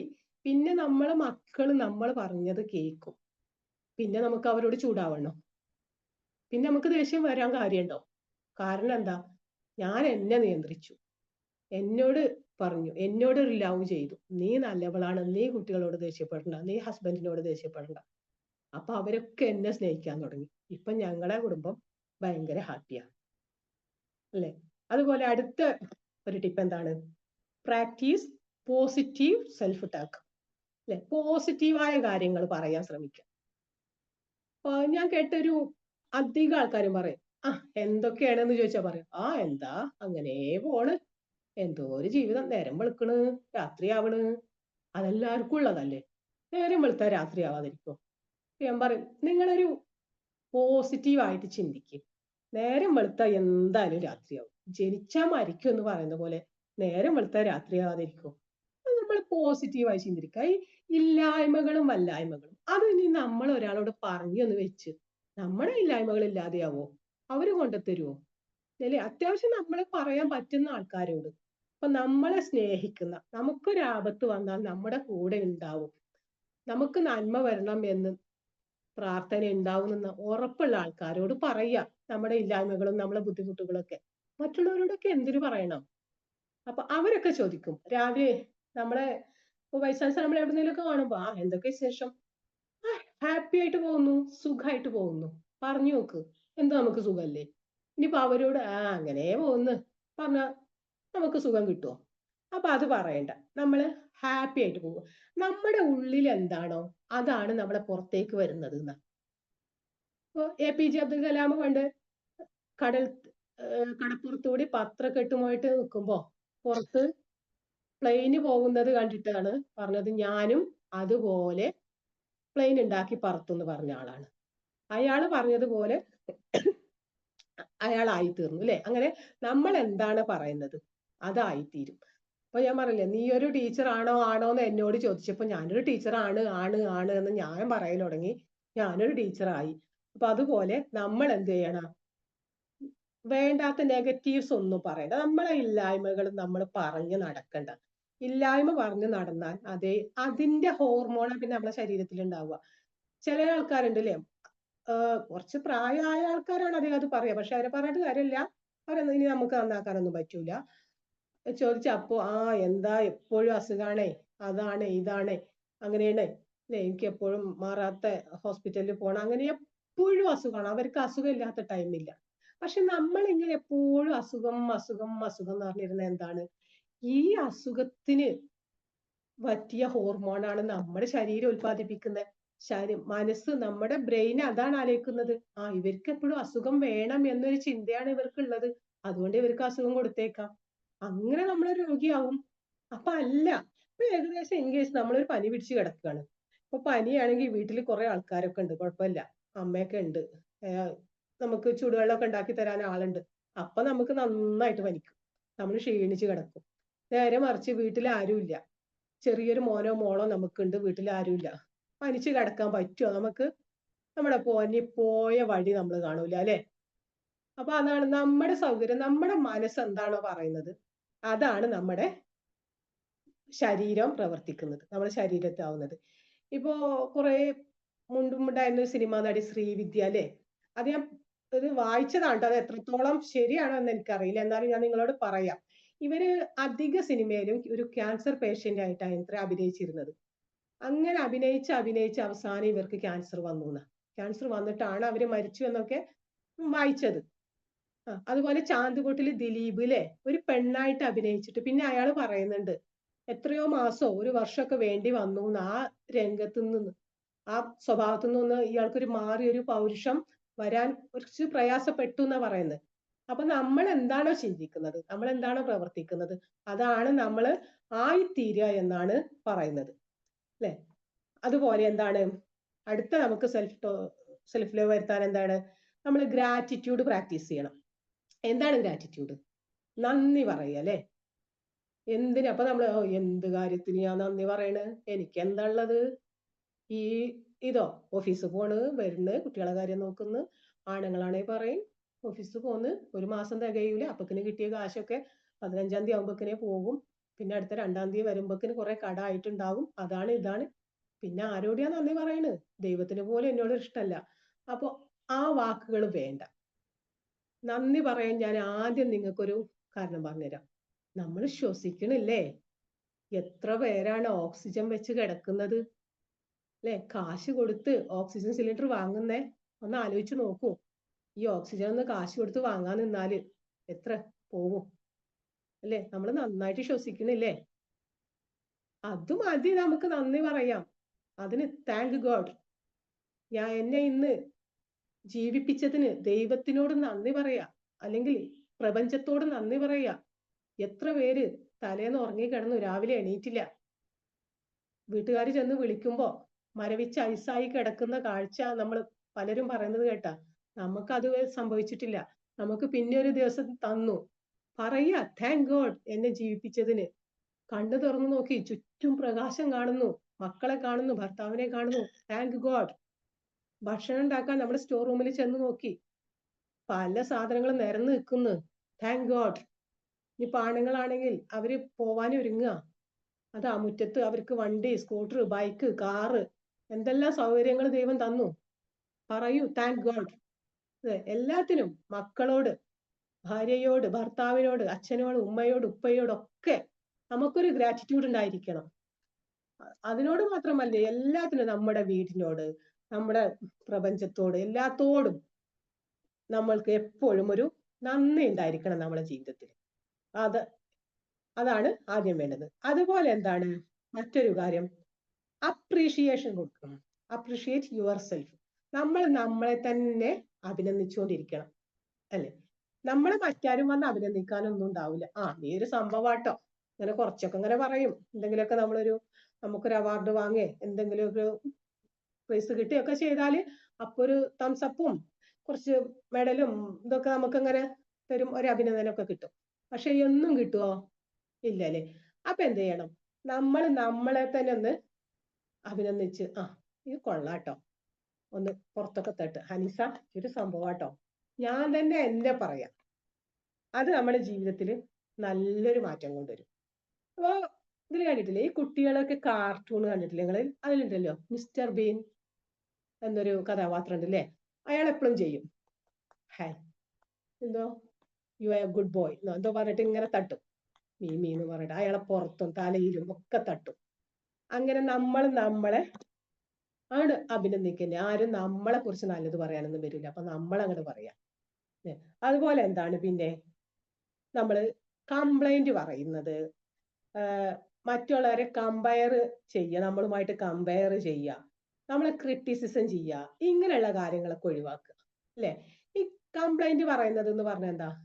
എന്ത് കിട്ടിയാലും നമുക്കൊരു പോരായ്മ ഉണ്ടാവും. ഇതോ ഇങ്ങനെ ഒരു ജീവിതം അങ്ങനെ. ഇനിയിപ്പോ ഭർത്താവ് എന്തെങ്കിലും കൊണ്ടുവന്ന ഇപ്പൊ ഒരു മീൻ ഈ മീൻ അപ്പൊ എന്ന് കൊണ്ടുവന്നേ, മറ്റേ മീൻ ഉണ്ടായിരുന്നില്ലേ, ആ മീൻ ഉണ്ടായിരുന്നില്ലേ, അങ്ങനെ എന്തെങ്കിലും. ഇനിയിപ്പോ നമ്മള് ഭർത്താവിന് എന്തെങ്കിലും ചെയ്തു കൊടുത്താല്, ഇനിയിപ്പോ രാവിലെ പോകാൻ നമ്മളൊരു ഡ്രസ്സ് അയൺ ചെയ്ത് കൊടുത്താ, ഇന്നിപ്പോ ഇതാണോ നീ അയൺ ചെയ്തത്, നിനക്ക് മറ്റേത് എടുത്തുകൂടായിരുന്നോ, നീ ഒരു കാലത്തും നന്നാവില്ല, നീ അങ്ങനെയാണ് ഇങ്ങനെയാണ് എന്ന് പറഞ്ഞ ഭാര്യയെ കുറ്റപ്പെടുത്തുന്ന അധിക ഭർത്താക്കന്മാരുണ്ട്. അല്ലെ? അധികം അപ്പുറത്തെ ആൾക്കാരെ നോക്കിയിട്ട് അയാൾ ഭാര്യയെ നോക്ക്, ഇയാൾ ഭാര്യയെ നോക്ക് എന്ന് പറഞ്ഞിട്ട് ഇങ്ങനെ ഒരു തരം വേണ്ടാത്തൊരു സംസാരത്തിലേക്ക് വരുന്ന ആൾക്കാരുണ്ട്. ഇനിയിപ്പോ ഭാര്യയാണെങ്കിലും ഭർത്താവിനെ കുറ്റപ്പെടുത്തുക, അത് വേണ്ട. കമ്പയറിങ് വേണ്ട.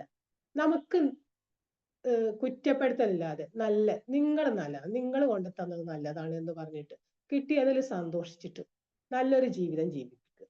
അതുപോലെ കമ്പയറിങ്. ഇപ്പോ എൻ്റെ ഉപ്പ ഞങ്ങൾക്ക് ചെറുതാവില് കുറെ കഥകൾ പറഞ്ഞുതരും. അന്നൊന്ന് പറഞ്ഞു തന്ന കാര്യം, വെറുതെ ഏതോ ഒരാളൊക്കെ പറഞ്ഞിട്ട് ഇതില് ഒരാളുണ്ടെന്ന്, അവര് ഭാര്യക്ക് വയസ്സായ ഒരു സ്ത്രീയാണ്, എന്ത് കൊടുന്നാലും അതൊന്ന് മാറ്റി വാങ്ങണമെന്ന. അപ്പൊ എന്താ വീട്ടിൽ കൊടുന്നാലും ഒരു കംപ്ലൈന്റ് ആണ്. അപ്പൊ ഇവർക്കുള്ള ഡ്രസ്സൊക്കെ ഇയാളാണ് വാങ്ങിക്കുന്നത്. എന്തൊരു കച്ചവടമൊക്കെ ചെയ്യുന്ന ഒരാളാണ് ഭർത്താവ്. അപ്പൊ ദൂരെ നാട്ടിലേക്ക് പോയി വരുമ്പോ ഇങ്ങനെ ഡ്രസ്സൊക്കെ കൊടുത്തു കൊടുക്കും. അപ്പൊ പറയത്തില്ല, ഏതൊരു എന്ത് കൊടുന്നാലും അതൊന്ന് മാറ്റണം, ഇത് വാങ്ങിയില്ല, അത് നിങ്ങൾ മാറ്റിക്കൊണ്ടുവരും ഒന്നല്ല. അങ്ങനെ അവസാനം ഇയാൾക്ക് തന്നെ ഒരു മടിയായി, ഇങ്ങനെ കൊണ്ടുവരിക, അത് മാറ്റുക, പിന്നെയും കൊണ്ടുവരിക, മാറ്റുക. അപ്പൊ ഒരു ദിവസം ഇയാൾ എന്ത് ചെയ്തു, നിനക്ക് ഇഷ്ടമല്ലേ മാറ്റാന്ന് പറഞ്ഞിട്ട് അതുകൊണ്ട് അപ്പൊ തന്നെ പോയി വെറുതെ അങ്ങാടി കൂടിയൊക്കെ ഒന്നും നടന്ന് ഇതാക്കിയിട്ട് അതിന്റെ പാക്കറ്റ് ഒന്ന് അഴിച്ചിട്ട് വേറൊരു രീതിയിൽ ഒന്നാണ് പാക്ക് ചെയ്തിട്ട് ആ സാധനം തന്നെ തിരിച്ചു കൊണ്ടുപോയി കൊടുത്തു ഭാര്യക്ക്. എന്നിട്ട് ഭാര്യ അത് തുറന്നു നോക്കിയപ്പോ പറഞ്ഞത്ര, അപ്പൊ കണ്ടോ എന്ത് ഭംഗിയാ, നിങ്ങൾക്ക് ഇങ്ങനെയൊക്കെ നോക്കിയെടുക്കാൻ പറ്റിയിട്ടാ, ഇങ്ങനെയൊക്കെ സെലക്ട് ചെയ്യാൻ പറഞ്ഞിട്ടാ പറ്റിയിട്ടാ, ഇത് ആദ്യം കൊടുത്ത സാധനം എന്തോ ഒരു സാധനം, ഇത് കണ്ടോ എന്ത് ഭംഗിയാന്ന് പറഞ്ഞിട്ട് ആ ഡ്രസ്സ് അവര് എടുത്തുന്ന് ഉപ്പ പറഞ്ഞു തന്നൊരു കഥയാണ് കേട്ടോ, കുറെ മുമ്പ് എന്ന് പറഞ്ഞിട്ട്. അങ്ങനെ അതുപോലെ നമ്മള് കിട്ടിയതിൽ സന്തോഷിക്കുക. അല്ലെ? നമുക്കുള്ളത് എന്താണോ, നമ്മളെ കഴിവ് എന്താണോ അതിൽ സന്തോഷിക്കുക. ഇപ്പോ യേശുദാസ് നന്നായിട്ട് പാട്ട് പാടും, അതിന് മമ്മൂട്ടി അസൂയപ്പെട്ടിട്ട് കാര്യമുണ്ടോ? ഇല്ലല്ലേ? എന്നാ മമ്മൂട്ടിന്റെ അഭിനയോ, മമ്മൂട്ടിന്റെ ആ പ്രായം തോന്നാത്ത ശരീരവും കണ്ടിട്ട് ഈ യേശുദാസ് അസൂയപ്പെട്ടിട്ട് കാര്യമുണ്ടോ? ഇല്ലല്ലോ. അതുപോലെ മോഹൻലാലിന്റെ ചെരിഞ്ഞ നടത്തം, അല്ലേ? അത് ഒക്കെ മറ്റുള്ളവർക്ക് എന്താണ്, അവർക്കുള്ള മറ്റുള്ളവരുടെ കഴിവിനെ കണ്ടിട്ട് നമ്മൾ അസൂയപ്പെട്ടിട്ട് നമുക്ക് അതുകൊണ്ട് കാര്യമൊന്നുമില്ല. അവരവരുടെ കഴിവ് കൊണ്ട് അവരും മുന്നോട്ട് കയറിപ്പോകും. നമ്മള് അതിന് അസൂയയും പിടിച്ച് കുശുമ്പും കാട്ടിയിരുന്നാൽ നമ്മുടെ ഉള്ള സമാധാനം കൂടി നഷ്ടപ്പെട്ട് നമ്മൾ ഇരിക്കുകയും ചെയ്യും, നമ്മൾ താഴ്ന്ന പടിയിലേക്ക് എത്തുകയും ചെയ്യും.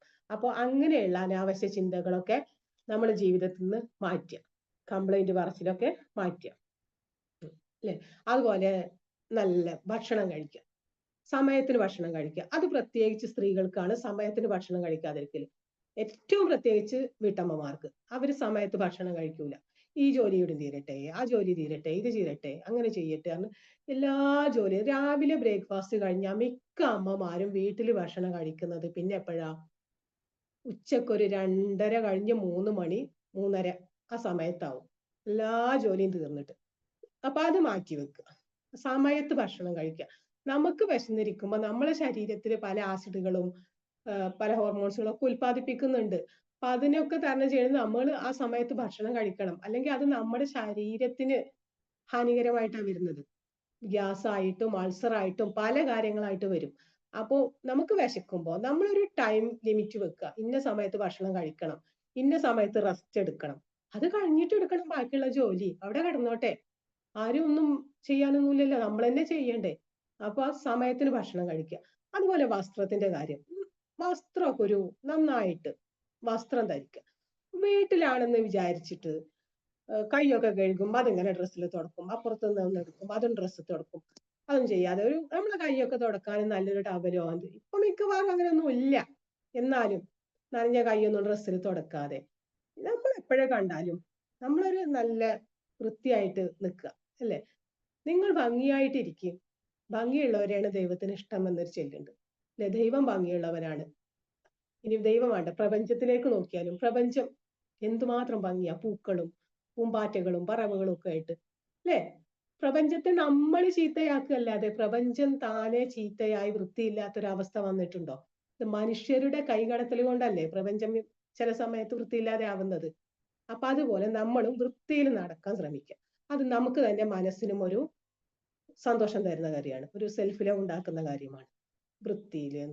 അത് വിചാരിച്ച് എപ്പോഴും ഇപ്പൊ നമുക്ക് പുതിയ ഡ്രസ്സ് ഇടണം, കുറെ കാശ് വാങ്ങിയിട്ട് നല്ല ഡ്രസ്സ് വാങ്ങിക്കണം എന്നല്ല ഞാൻ പറയുന്നത്, അത് തെറ്റിദ്ധരിക്കരുത്.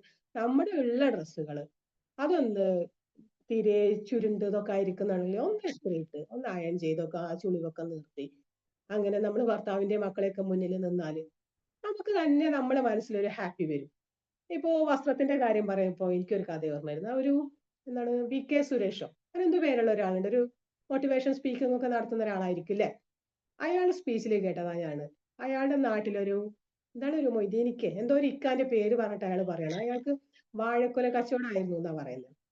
അപ്പൊ സ്വാഭാവികമായിട്ടും ഡ്രസ്സിലൊക്കെ ഈ വാഴയുടെ കറ പറ്റിയിട്ടുണ്ടാവും. അങ്ങനെ ഇയാൾ ദൂര സ്ഥലങ്ങളിലൊക്കെ വാഴക്കൊല വിൽപ്പനക്ക് പോകും, ലോറിയിൽ കയറ്റിയിട്ട്. അപ്പൊ അങ്ങനെ വിൽപ്പനക്ക് പോയപ്പോ ദൂരെ ഇയാൾ ഈ എവിടെയോ ഇപ്പൊ ഈ പറഞ്ഞ ആള് എന്താണ് സുരേഷ് ബാബു എന്ന ആള് പോയപ്പോ ഇയാളെ ആ ദൂരെ ഒരു നാട്ടിൽ വെച്ച് കാണുകയാണ്.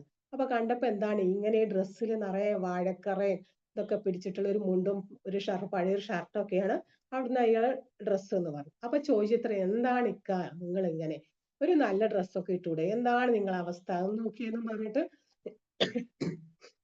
ഇയാള് പറഞ്ഞു എന്നാ പറയുന്നത്.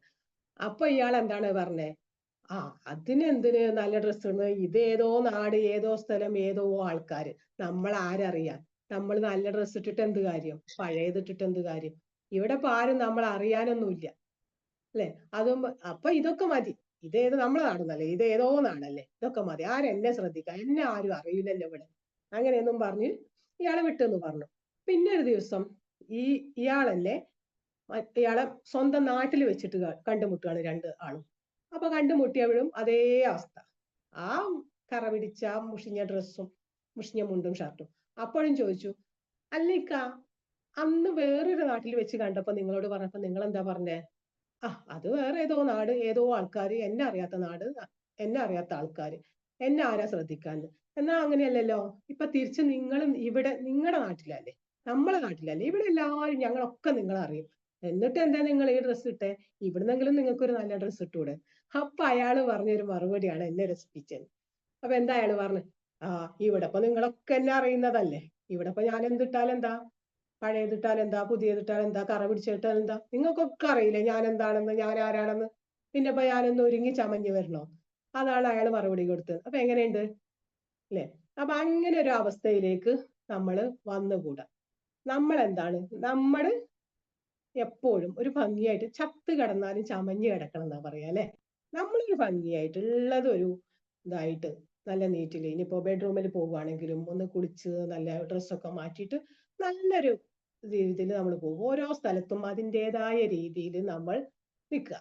അപ്പൊ തന്നെ നമുക്ക് ആദ്യം ഒരു ഇഷ്ടം വരും നമ്മുടെ മനസ്സിലൂടെ, എന്നെ കൊണ്ട് ഇതിനൊക്കെ പറ്റും, എന്നെ കൊണ്ട് ഇങ്ങനെയൊക്കെ പറ്റും, ഞാൻ നല്ലതാണ്, എനിക്ക് സൗന്ദര്യമുണ്ട്, എനിക്ക് ജീവിക്കണം, എൻ്റെ മക്കളുടെ കൂടെ ഇനിയും ജീവിക്കണം, എൻ്റെ ഹസ്ബൻഡിന്റെ കൂടെ ജീവിക്കണം, സന്തോഷമായിട്ട് ജീവിക്കണം എന്ന് നമ്മൾ തന്നെ അങ്ങ് നമ്മുടെ മനസ്സിൽ ചെയ്താല് നമുക്ക് എന്താണ് അതൊരു ഹാപ്പി കൊണ്ടുവരും ചെയ്യും, നമ്മുടെ ഫാമിലിയും അതോടെ ഹാപ്പി ആവും. പിന്നെ അടുത്ത പോയിന്റ് പറഞ്ഞാൽ ടേക്ക് എ ബ്രേക്ക്. നമ്മൾ ഇടയ്ക്കൊക്കെ ഓരോ ബ്രേക്ക് എടുക്കണം. വണ്ടികളൊക്കെ കണ്ടിട്ടില്ലേ, സർവീസിന് കൊടുക്കണം, ബ്രേക്കിന് നിർത്തണമൊക്കെ അല്ലേ, അതുപോലെ നമ്മുടെ ശരീരത്തിന് നമ്മൾ ഇടയ്ക്കൊക്കെ ഓരോ ബ്രേക്ക് കൊടുക്കണം അല്ലെ. ഒന്ന് റെസ്റ്റ് എടുക്കുക, അതുപോലെ കുട്ടികളൊക്കെ കൂടിയിട്ട് ഒരു ചെറിയ യാത്രകളൊക്കെ ഒന്ന് നടത്തുക. അപ്പൊ ഈ വീട്ടിലെ കാര്യങ്ങളും ഓഫീസിലെ കാര്യങ്ങളും മാത്രമായിട്ട് നടക്കാതെ ഒരു ബന്ധു വീട്ടുകളിലോ അവിടെയൊക്കെ പോയിട്ട് നല്ലൊരു ഒരു ദിവസം ഒരു 2-3 മാസമൊക്കെ കൂടുമ്പോൾ ഒരു ദിവസം നമ്മളൊരു ബ്രേക്ക് ഒക്കെ എടുത്ത് ഫാമിലിക്ക് വേണ്ടി മാത്രം മാറ്റി വെക്കുക. തിരക്കുകളൊക്കെ ഉണ്ടാവും, തിരക്കില്ലാത്ത ജീവിതം ആർക്കും ഈ കാലത്ത് ഉണ്ടാവില്ല. നമുക്ക് ജീവിക്കണമെങ്കിൽ പോയേ പറ്റൂ, നമ്മൾ അധ്വാനിക്കാൻ ഇറങ്ങിയേ പറ്റൂ. അപ്പൊ തിരക്കില്ലാത്ത ജീവിതം ആർക്കും ഉണ്ടാവില്ല. എങ്കിലും ഒരു ദിവസം ഒരു 6 മാസത്തിലെങ്കിലും അപ്പൊ വർഷത്തിൽ 2 ദിവസമല്ലേ വരുള്ളൂ, ഒരു ദിവസം നമ്മൾ അതിനൊരു ദിവസം കണ്ടെത്തുക. പിന്നെ അടുത്തതാണ് എക്സസൈസ് ചെയ്യണം, നമ്മൾ നന്നായിട്ട് വർക്ക്ഔട്ട് ചെയ്യണം അല്ലെ. നമ്മളെ ശരീരം നമ്മളെ ബോഡിയൊക്കെ ഒരു എനർജി ലെവലിലൊക്കെ വരണമെങ്കിൽ നമ്മൾ വർക്ക് ചെയ്യണം. അതിനിപ്പോ നമ്മളെ ജിമ്മിലും അവിടെ ഇവിടെയും പോകണമെന്നൊന്നുമില്ല. നമുക്കിപ്പോ വീട്ടിൽ തന്നെ സ്വന്തം ചെയ്യാം. യൂട്യൂബ് ലിങ്കുകളൊക്കെ ഇഷ്ടം പോലെ ഉണ്ട് അല്ലേ? അതിന്നൊക്കെ നമുക്ക് പറ്റുന്ന ഒരു ലിങ്ക് ഒക്കെ തിരഞ്ഞെടുത്തിട്ട് നമ്മൾ പറ്റുന്നെങ്കിൽ കൂടുതൽ ഒന്ന് രാവിലെ ഒന്ന് നേരത്തെ എണീറ്റിട്ട് ഒന്ന് വർക്ക്ഔട്ട് ഒക്കെ ചെയ്തിട്ട് പിന്നെ ഒന്ന് കിച്ചണിൽ പോയാൽ നമുക്ക് തന്നെ വന്ന് നമ്മുടെ ശരീരത്തിന് നമ്മുടെ മനസ്സിനും വരുന്നൊരു സുഖമുണ്ട്, ഒരു സമാധാനമുണ്ട്. ഇത് തന്നെയാണ് ഈ സെൽഫ് കെയർ, സെൽഫ് ലവ് എന്നൊക്കെ പറയുന്ന സാധനം. അപ്പോൾ അതൊക്കെ നമ്മളൊന്ന് ചെയ്യാം. നമ്മുടെ സമയം പോയിക്കൊണ്ടിരിക്കുന്നുണ്ട് കേട്ടോ. നമുക്കൊന്ന് ഇനി പെട്ടെന്ന് നിർത്താൻ നോക്കിയാൽ നിങ്ങളെ ബുദ്ധിമുട്ടിക്കുന്നില്ല. ഇത് പറഞ്ഞാൽ തീരാത്തൊരു വിഷയമാണ്, അങ്ങനെ പോയിക്കൊണ്ടേയിരിക്കും. അപ്പൊ നമ്മൾ എന്തായാലും പറഞ്ഞേ അല്ലെ, എക്സസൈസ് അത് നമ്മൾ ചെയ്യുക. അതുപോലെ മൈൻഡ്ഫുൾനെസ് അല്ലെ, നമ്മൾ ഈ നിമിഷത്തിൽ അറ്റ് പ്രസന്റിൽ നമ്മൾ ജീവിക്കാൻ നോക്കുക. നമുക്ക് എന്താണോ ഉള്ളത് അതിൽ നമ്മൾ സന്തോഷിക്കുക. നമ്മളെ കൂടെ ആരാണോ ഉള്ളത് അവരെ നമ്മൾ കൂട്ടിപ്പിടിച്ചിട്ട് നമുക്ക് എന്താണോ ഉള്ളത് അതുകൊണ്ട് എവിടെയാണോ നമ്മൾ അവിടെ ഏതവസ്ഥയിലാണ് ആ അവസ്ഥയിൽ നിന്ന് സന്തോഷമായിട്ട് ജീവിക്കുക. അറ്റ് പ്രസന്റിൽ. നാളെ എന്താകുമെന്ന് വിചാരിച്ചിട്ട് ആരും പേടിക്കണ്ട. ഇപ്പൊ ഇന്നലെ പലതും നമ്മുടെ ജീവിതത്തിൽ കഴിഞ്ഞു പോയിട്ടുണ്ടാവും. അത് പിന്നെ നമുക്ക് തിരിച്ചു കിട്ടുമോ? പോയത് പോയി. ഇനിയിപ്പോ വല്ല നഷ്ടമോ എന്തെങ്കിലും സംഭവിച്ച കാര്യമാണ്, നമുക്ക് വിഷമം വന്ന കാര്യമാണ് ഇന്നലെ പോയതെങ്കിൽ അതിന് വിഷമിച്ചിട്ട് കാര്യമില്ല. അതിന് നമ്മൾ പാഠങ്ങൾ ഉൾക്കൊള്ളുക, അത് ഇന്ന് നമ്മൾ പകർത്തുക. അപ്പൊ ഇന്നത് കൊണ്ട് ഇതൊക്കെ ചെയ്തത് കൊണ്ടാണ് ഇന്നലെ ആ പ്രശ്നം ഉണ്ടായത്. ഞാൻ അത് ഇന്ന രീതിയിൽ പരിഗണിച്ചിരുന്നെങ്കിൽ, ഇങ്ങനെ ഞാൻ പ്രവർത്തിച്ചിരുന്നെങ്കിൽ അതൊന്നും ഉണ്ടാവില്ലായിരുന്നു എന്ന ആ മൈൻഡോട് കൂടി നമ്മൾ പ്രവർത്തിച്ചാൽ അതിന് നമുക്കൊരു പാഠം ഉൾക്കൊള്ളാം. അത് നമുക്ക് നമ്മളെ ഭാവിയിലേക്കുള്ള ഒരു സ്റ്റെപ്പായിട്ട് നമുക്ക് കരുതി വെക്കാം. അപ്പൊ അങ്ങനെ മൈൻഡ്ഫുള്ളോട് കൂടി നമ്മൾ ജീവിക്കുക അല്ലെ. പിന്നെ വേണ്ടത് എന്താണ്? ഇതെല്ലാം നമ്മൾ ചെയ്യുന്നുണ്ടോ എന്നൊരു ജേണൽ എഴുതി വെക്കുക. പറ്റുന്നവരെ എഴുതി വെക്കുക. നമുക്കൊരു ദിവസം ചെയ്യാനുള്ള കാര്യങ്ങൾ, ഇന്നതൊക്കെ ഇന്ന് ഞാൻ ചെയ്യും, ഇന്നതൊക്കെ അടുത്ത മാസം എനിക്ക് ചെയ്യാനുള്ളതാണ്, അപ്പൊ ഇതിൽ ഇത്രയും ഇമ്പോർട്ടന്റ് ആണ്. അങ്ങനെ ഇതൊക്കെ നമ്മളൊന്ന് ചെയ്തു വെക്കുക. ജേണൽ എഴുതിയിട്ടോ ഇനിയിപ്പോ പേപ്പറിലാണെങ്കിലോ നമ്മളെ മൊബൈൽ നോട്ട്സ് ആയിട്ടാണ് എങ്ങനെങ്കിലും പറ്റിയിട്ട് എഴുതി വെച്ചാൽ പോരാ, അത് പ്രവർത്തിക്കുകയും വേണം. ജീവിതത്തിൽ ഒരു കൺസിസ്റ്റൻസി വേണം, ഒരു തുടർച്ച വേണം എല്ലാത്തിനും അല്ലെ. ഇന്ന് ചെയ്തതിന്റെ പടിയാണ് നമുക്ക് നാളെ വരുന്നത്. ഇന്ന് നമ്മൾ ഒന്നും ചെയ്യാതെ നിന്നാൽ നാളെ പറ്റില്ല. നമ്മൾ ഒന്നാമത്തെ സ്റ്റെപ്പ് കയറിയാലേ രണ്ടാമത്തേക്ക് എത്തുള്ളൂ, അത് കയറിയിട്ടേ 3ലും 4ലും 5ലും എത്തുള്ളൂ അല്ലെ. അല്ലാതെ ഒന്നിൽ നിന്ന് നമ്മൾ പെട്ടെന്ന് അങ്ങോട്ട് കയറിയിട്ട് എത്തൂല. അപ്പൊ എന്ത് വേണം? നമ്മൾ ഓരോ പടിപടിയായി ചെയ്യുകയാണെങ്കിൽ ഇന്ന് ചെയ്യാനുള്ളത് ഇന്ന് ചെയ്യണം, നാളേക്കുള്ളത് നാളെ. അങ്ങനെ ചെയ്തു പോയാൽ നമുക്ക് നമ്മുടെ എന്ത് വലിയ ലക്ഷ്യമാണെങ്കിലും നമുക്കത് നിറവേറ്റാമെന്നാണ് അല്ലെ. മറ്റേ എവറസ്റ്റ് കീഴടക്കിയ ഒരാളുണ്ടല്ലോ, എഡ്മണ്ട് ഹിലരി. ആ ഹിലരി എവറസ്റ്റ് കീഴടക്കാൻ പോയപ്പോ ഫസ്റ്റിൽ അവർക്ക് സാധിച്ചില്ല എന്ന്, എത്രയോ പ്രാവശ്യം പോയി സാധിക്കാതെ പോന്നു.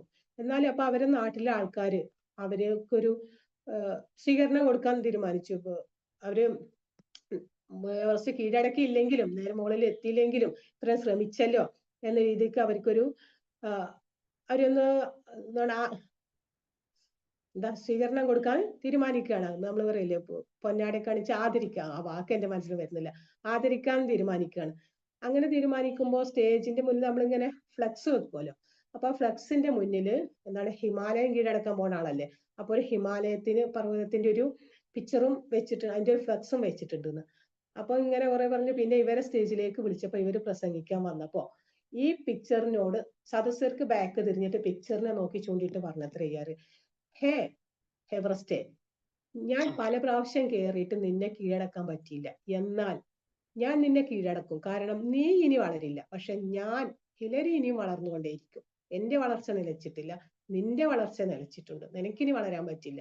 അപ്പൊ ഞാൻ നിന്നിൽ കേറി ഞാൻ നിന്റെ ഏറ്റവും മുകളിലെത്തും, അവിടെ ഞാനൊരു കൊടി കുത്തിവെച്ചിട്ടേ ഞാൻ ഇറങ്ങൂ എന്ന് അവിടെ നിന്ന് ഈ വന്ന ആൾക്കാരെയൊക്കെ സാക്ഷി നിർത്തി എവറസ്റ്റിനോട് ഹിലരി പറഞ്ഞു എന്നാണ്. അങ്ങനെ അയാൾ കേറി അല്ലേ. അയാള് എവറസ്റ്റ് കീഴടക്കി എന്നൊക്കെ നമ്മൾ സയൻസ് ബുക്കുകളിലൊക്കെ പഠിക്കുന്നതാണ്. അപ്പൊ എന്താണ്, ഇങ്ങനെ നമ്മൾ നമ്മുടേതായ ചുറ്റുപാടില് നമുക്കുള്ള കാര്യങ്ങൾ, നമ്മളെ ശരികളും നമ്മളെ തെറ്റുകളും നമ്മൾ കണ്ടുപിടിച്ചിട്ട് നമ്മൾ ജീവിക്കാൻ നോക്കുക. ഞാൻ പറഞ്ഞല്ലോ, നമുക്ക് തെറ്റുകൾ ചൂണ്ടിക്കാണിക്കാനേ ആളുകൾ ഉണ്ടാവും, സത്യങ്ങളും നമ്മളെ ശരികളും പറയാൻ ആരും ഉണ്ടാവില്ല. ഒരിക്കലൊരു കുട്ടി ഒരു ചിത്രം വരച്ചിട്ട് അമ്മക്ക് കാട്ടിക്കൊടുത്തു, അമ്മ ഇതേ നോക്ക്, എങ്ങനെയുണ്ട് ഈ ചിത്രം? അപ്പൊ അമ്മ പറയാ, അതിന്റെ കുറ്റം നിനക്ക് അറിയണമെങ്കിൽ ഞാൻ പറയുന്നില്ല, നീ അത് ഇന്നെ ബസ് സ്റ്റാൻഡിലോ സിറ്റിയിലോ എവിടെ സ്ഥലം പറഞ്ഞിട്ട് അവിടെ കൊണ്ടുപോയിട്ട് ഒട്ടിച്ചു വെക്ക്. എന്നിട്ട് പറയ് എന്റെ ചിത്രം എങ്ങനെയുണ്ട് എന്ന് അതിന്റെ അടിയിൽ ഒരു ക്യാപ്ഷനും എഴുതി വെക്ക്, എന്നിട്ട് വാന്ന് പറഞ്ഞു.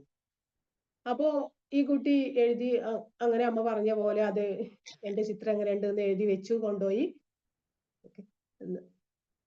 നമ്മളെ അവിടെ കൊണ്ടുപോയി ഒട്ടിച്ച് വെച്ചു. അങ്ങനെ വന്നപ്പോ എന്താണ് ആൾക്കാർ വന്ന് നോക്കുമ്പോ ഒക്കെ ഇവിടെ ഒരു തെറ്റുണ്ട് ഇവിടെ ഒരു തെറ്റുണ്ട് എന്ന് പറഞ്ഞ് റൗണ്ട് ചെയ്തു തന്നാ. അങ്ങനെ ഈ കുട്ടി വന്ന് നോക്കുമ്പോ ചിത്രത്തിലാകെ എഴുത്തുകളുണ്ട്. പക്ഷെ പിന്നെന്താണ്, അത് അമ്മക്ക് കാണിച്ചു കൊടുത്ത് അമ്മ അന്ന് രാത്രി പറഞ്ഞു ഇതേപോലെ തന്നെ ഒരു ചിത്രം കൂടി വരക്ക്, എന്നിട്ട് കൊണ്ടുപോയി ഒട്ടിച്ചു വെക്കുന്ന പറഞ്ഞു. അപ്പൊ ഒട്ടിച്ചു വെച്ചിട്ട് പിന്നെ അതിന് ക്യാപ്ഷൻ എന്താണ്, ഇതിലുള്ള തെറ്റുകളൊന്ന് തിരുത്തി തരൂ എന്ന് ക്യാപ്ഷൻ വെക്കാൻ പറഞ്ഞു. അപ്പൊ ആരും അവിടെ ഒന്നും ചെയ്തില്ല, ആർക്കും തെറ്റുകളൊന്നും കാണാനില്ല. അപ്പൊ ഈ കുട്ടി പിന്നെ കൊണ്ടുവന്നിട്ട് പറഞ്ഞു, അമ്മയ്ക്ക് കാണിച്ചു കൊടുത്തപ്പോ അമ്മ അതാന്ന് പറഞ്ഞു, നമ്മുടെ തെറ്റുകൾ ചൂണ്ടിക്കാണിക്കാനേ ആൾക്കാരുണ്ടാവുള്ളൂ, നമുക്കത് തിരുത്തി തരാൻ ആരും ഉണ്ടാവില്ല, തിരുത്തൽ നമ്മൾ തന്നെ തിരുത്തണം അല്ലെ. അപ്പൊ ഇതിന്ന് ഞാൻ ഈ കഥ ഈ വൈകിയ വേളയിലും നിങ്ങളോട് പറഞ്ഞത്, നമ്മുടെ അടുത്ത് തെറ്റുണ്ടെങ്കിൽ അതിന് നമ്മൾ തിരുത്താൻ ആരെയും കാക്കണ്ട, നമ്മൾ തന്നെ നമ്മുടെ തെറ്റ് തിരുത്തി നമ്മുടെ ശരികൾ നമ്മൾ കണ്ടുപിടിച്ച് നമ്മുടെ കുടുംബത്തെയും നമ്മുടെ മക്കളെയും ഭർത്താവിനെയും ഭാര്യയെയും പാരൻസിനെയൊക്കെ കൂട്ടിപ്പിടിച്ച് അതിനോടൊപ്പം നമ്മളെയും സ്നേഹിച്ച് ഒരു നല്ല ജീവിതം, നല്ലൊരു ഫാമിലി നിങ്ങൾക്കൊക്കെ ഉണ്ടാകട്ടെ എന്ന് പ്രാർത്ഥിക്കുന്നു, ആശംസിക്കുന്നു. അതോടെ ഞാൻ ഈ ക്ലാസ് നിർത്തുന്നു. നിങ്ങൾക്ക് എല്ലാവർക്കും എൻ്റെ നമസ്കാരം. ഇത്രയും നേരം എന്നെ കേട്ടിരുന്നതിന് എല്ലാവർക്കും പ്രത്യേകിച്ച് നന്ദി പറയുന്നു. നന്ദി, നമസ്കാരം. Okay. Thank you ma'am, thank you very much. നല്ല വാല്യുബിൾ ആയിട്ടുള്ള ഒരുപാട് കാര്യങ്ങൾ നമുക്ക് മനസ്സിലായി. സാധാരണ സെൽഫ് ലവ് ക്ലാസ്സുകൾ കേട്ടിട്ട് പ്രശ്നങ്ങൾ ഉണ്ടാക്കുന്ന വീടുകളുണ്ട്. പക്ഷെ ഇവിടെ മാം നമ്മളെ എല്ലാവരെയും ചേർത്ത് പിടിച്ചുകൊണ്ട് നമ്മൾ സെൽഫ് ലവ് ചെയ്യണമെന്നും അത് മകനിലൂടെ അതെങ്ങനെ പ്രാവർത്തികമാക്കി എന്നുള്ളതും പറഞ്ഞു തന്നു. പല സ്ഥലങ്ങളിലും സെൽഫ് ലവിന്റെ ക്ലാസ് കേട്ടിട്ട് ഇനി ഞാൻ എനിക്ക് വേണ്ടി ജീവിക്കട്ടെ എന്ന് പറഞ്ഞിട്ട് സ്വന്തം കാര്യം നോക്കിയിട്ട് പ്രശ്നങ്ങൾ ഉണ്ടാകുന്ന ഒരുപാട് കേസുകൾ ഈ അടുത്തിടെ കേൾക്കാൻ സാധിച്ചിട്ടുണ്ട്. അപ്പൊ അതിൽ നിന്നൊക്കെ വ്യത്യസ്തമായിട്ട് സ്വന്തം മകനോട് ആ സെൽഫ് ലവ് ഉണ്ടായിരുന്ന സമയത്ത് എങ്ങനെയാണ് ആ കുഞ്ഞിനോട് പെരുമാറിയത്, ഇതില്ലാതിരുന്നപ്പോൾ മറ്റു കുട്ടികളോട് എങ്ങനെ പെരുമാറി എന്നുള്ള ആ ഉദാഹരണ സഹിതം സ്വന്തം ലൈഫിൽ നിന്ന് ഉദാഹരണവൽക്കരിച്ചുകൊണ്ട് പറഞ്ഞത് ശരിക്കും റിലേറ്റബിൾ ആയിട്ട് നമുക്ക് റിലേറ്റ് ചെയ്യാൻ പറ്റി. നമ്മുടെ സ്വന്തം ലൈഫുമായിട്ട് നമുക്കത് റിലേറ്റ് ചെയ്യാൻ പറ്റി ഫസ്റ്റ്. അതുപോലെ ഒരുപാട് കാര്യങ്ങൾ ഫസ്റ്റ് നമുക്ക് സെൽഫ് ലവ് ഇല്ല, നമ്മുടെ സ്വപ്നങ്ങൾക്ക് വേണ്ടി നമ്മൾ ജീവിക്കുന്നില്ല. അപ്പോൾ നമുക്ക് സ്വാഭാവികമായി ഇറിറ്റേഷൻ വരും. കുട്ടികളെ തന്നെ ദേഷ്യം വന്നിട്ട് അടിക്കുക എന്ന് പറഞ്ഞല്ലോ, നമുക്ക് നേടിയെടുക്കാൻ പറ്റാത്തതിനൊക്കെ നമ്മൾ ആ കുട്ടിയാണ് തല്ലുന്നത്. അതേസമയം അത് എല്ലാ ഫാമിലിയിലും ഉള്ളതാണ്. മാം ഈ തുറന്ന് പറഞ്ഞ പല കാര്യങ്ങളും പല സ്ഥലങ്ങളിലും ഞാൻ അടക്കമുള്ള പാരന്റ്സ് അനുഭവിച്ചിരുന്ന ഒരു കാര്യമാണ്. അപ്പോൾ അതെല്ലാം നമുക്ക് നമ്മുടെ റിയൽ ലൈഫുമായിട്ട് നമുക്ക് കണക്ട് ചെയ്യാൻ പറ്റി. നമുക്ക് റിലേറ്റഡ് ആയിട്ടുള്ള ഒരുപാട് വാല്യുബിൾ ആയിട്ടുള്ള ഒരുപാട് കാര്യങ്ങൾ വീണ്ടും വീണ്ടും നമ്മളെ ഉണർത്തി. അതുപോലെ മാമിന്റെ ആ സക്സസ് ജേണി, അതെ ഇന്ന് കറണ്ട് പോയിട്ട് ഞാൻ പറഞ്ഞു സാരമില്ല വീഡിയോ ഓൺ ആക്കണ്ട, മൊബൈലിൽ ചാർജ് ഉണ്ടെങ്കിൽ അത് മതി എന്ന് പറഞ്ഞിരുന്നു. അപ്പൊ മാം ഓക്കെ, അപ്പോഴും ഓക്കെ പറഞ്ഞു, കറണ്ട് ഇല്ലെങ്കിലും ഞാൻ എടുക്കും എന്നുള്ള ആ ഒരു ഉറപ്പ്. ഇതൊക്കെയാണ് ഒരു തന്റെ സ്വപ്നത്തിന് വേണ്ടിയിട്ട് തന്റെ ലക്ഷ്യം ഇത് നേടിയെടുക്കാൻ വേണ്ടിയിട്ടുള്ള ആ ഓട്ടത്തിന്റെ ഇടയിലും എന്ത് പ്രതിസന്ധി വന്നാലും നമ്മൾ അതിനെയൊക്കെ തട്ടി മാറ്റും എന്നുള്ളതിന്റെ ഒരു ഉദാഹരണം കൂടിയാണ് ഇന്ന് അനീസ മാം ഇന്ന് ഇവിടെ ക്ലാസ് എടുത്തതും അത് എടുക്കുന്നതിന് മുമ്പ് എന്നോട് ആ സങ്കടം പങ്കുവച്ചതും ഒക്കെ. എന്തായാലും ഞാൻ എടുത്തിരിക്കും എന്നുള്ള ആ ഒരു ദൃഢനിശ്ചയം. അതുപോലെ നമ്മുടെ വിംബിൾ അക്കാഡമിയിലൂടെ ഉള്ള ആ ജേണി, മുഹമ്മദ് അഷ്റഫ് സാറ് പറഞ്ഞത്, അതുപോലെ തന്നെ അനീസ മാമിന്റെ ഒക്കെ ആ ഒരു വിംബിൾ അക്കാഡമിയിലൂടെ ഉള്ള ഒരു ജേണി, അതെ ഞാനും ഇതിലൂടെ വന്നിട്ട് ഇവിടെ കോർഡിനേറ്റ് ചെയ്യും, ഇതിലൂടെ ഒരു ഏണിങ്സിലേക്ക് വന്ന ഒരു വ്യക്തിയാണ്. ഒരുപാട് സർട്ടിഫിക്കറ്റുകളൊക്കെ ഞാൻ കരസ്ഥമാക്കിയിട്ടുണ്ടെങ്കിലും എനിക്ക് എൻ്റെ ജീവിതത്തിൽ ഏറ്റവും ഉപകരിച്ച ഒരു സർട്ടിഫിക്കറ്റ് സത്യം പറഞ്ഞാൽ ഈ ട്രെയിൻ ദ ട്രെയിനർ കോഴ്സിന്റെ സർട്ടിഫിക്കറ്റ് ആണ്. അത് വെച്ചിട്ട് തന്നെയാണ് ഞാൻ ഗവൺമെന്റ് സ്കൂളിൽ പോലും ക്ലാസ് എടുത്തത്. ഞാൻ അത് വെച്ചിട്ടാണ്. ഞാൻ ആ ഒരു ലേബലിൽ തന്നെയാണ് ഇന്ന് അറിയപ്പെടുന്നത്. അപ്പോൾ അതിനൊക്കെ എനിക്കും വിംബിളാണ് വഴികാട്ടിയത്. അതുപോലെ ഒരുപാട് ആൾക്കാരുമായിട്ട് പരിചയപ്പെടാനും പുതിയ ഓരോ മേഖലയിൽ നിൽക്കുന്ന വ്യക്തികളുമായിട്ടാണ് നമുക്ക് അടുപ്പം. അപ്പോൾ നമുക്കൊരു സംശയം വന്നാൽ ആ മേഖലയായിട്ട് ബന്ധപ്പെട്ട ഒരാളോട് ഓടിപ്പോയി ചോദിക്കാം. ഒരുപാട് നല്ല ബന്ധങ്ങൾ നല്ല പോസിറ്റീവ് ആയിട്ടുള്ളൊരു ഫ്രണ്ട്സ് സർക്കിൾ തന്നെ നമുക്ക് രൂപീകരിക്കാൻ പറ്റിയിട്ടുണ്ട്. അതൊക്കെ വിംബിളിൽ വന്നതിന് ശേഷം എൻ്റെ ലൈഫിലേക്ക് വന്ന ഒരു അനുഭവങ്ങളാണ് ഞാൻ പറയുന്നത്. എനിവേ മാമിൻ്റെ ക്ലാസ് നന്നായിട്ടുണ്ടായിരുന്നു. ഒരുപാട് കാര്യങ്ങൾ നമുക്കത് മനസ്സിലാക്കാൻ സാധിച്ചു. ആർക്കെങ്കിലും ഇതിലുമായിട്ട് ബന്ധപ്പെട്ട എന്തെങ്കിലും ഫീഡ്ബാക്കോ എന്തെങ്കിലും സംശയങ്ങളോ ഉണ്ടെങ്കിൽ ഒരു 5 മിനിറ്റിനകത്ത് നമുക്കത് ചോദിക്കാം. കുറച്ച് സമയം കൂടി നമുക്ക് ബാക്കിയുണ്ട്. ഓക്കെ.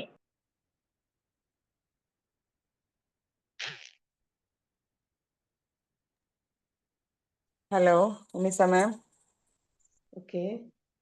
ഇവിടെയും മഴയുടെ ഒരു വിഷയമുണ്ട്. ക്ലിയർ ആണോ എൻ്റെ വോയിസ്? യെസ്, പറഞ്ഞോളൂ. ഓക്കെ. അപ്പം പോയിന്റ്സ് ഒക്കെ കൃത്യമായിരുന്നു അനിസ്. Thank you.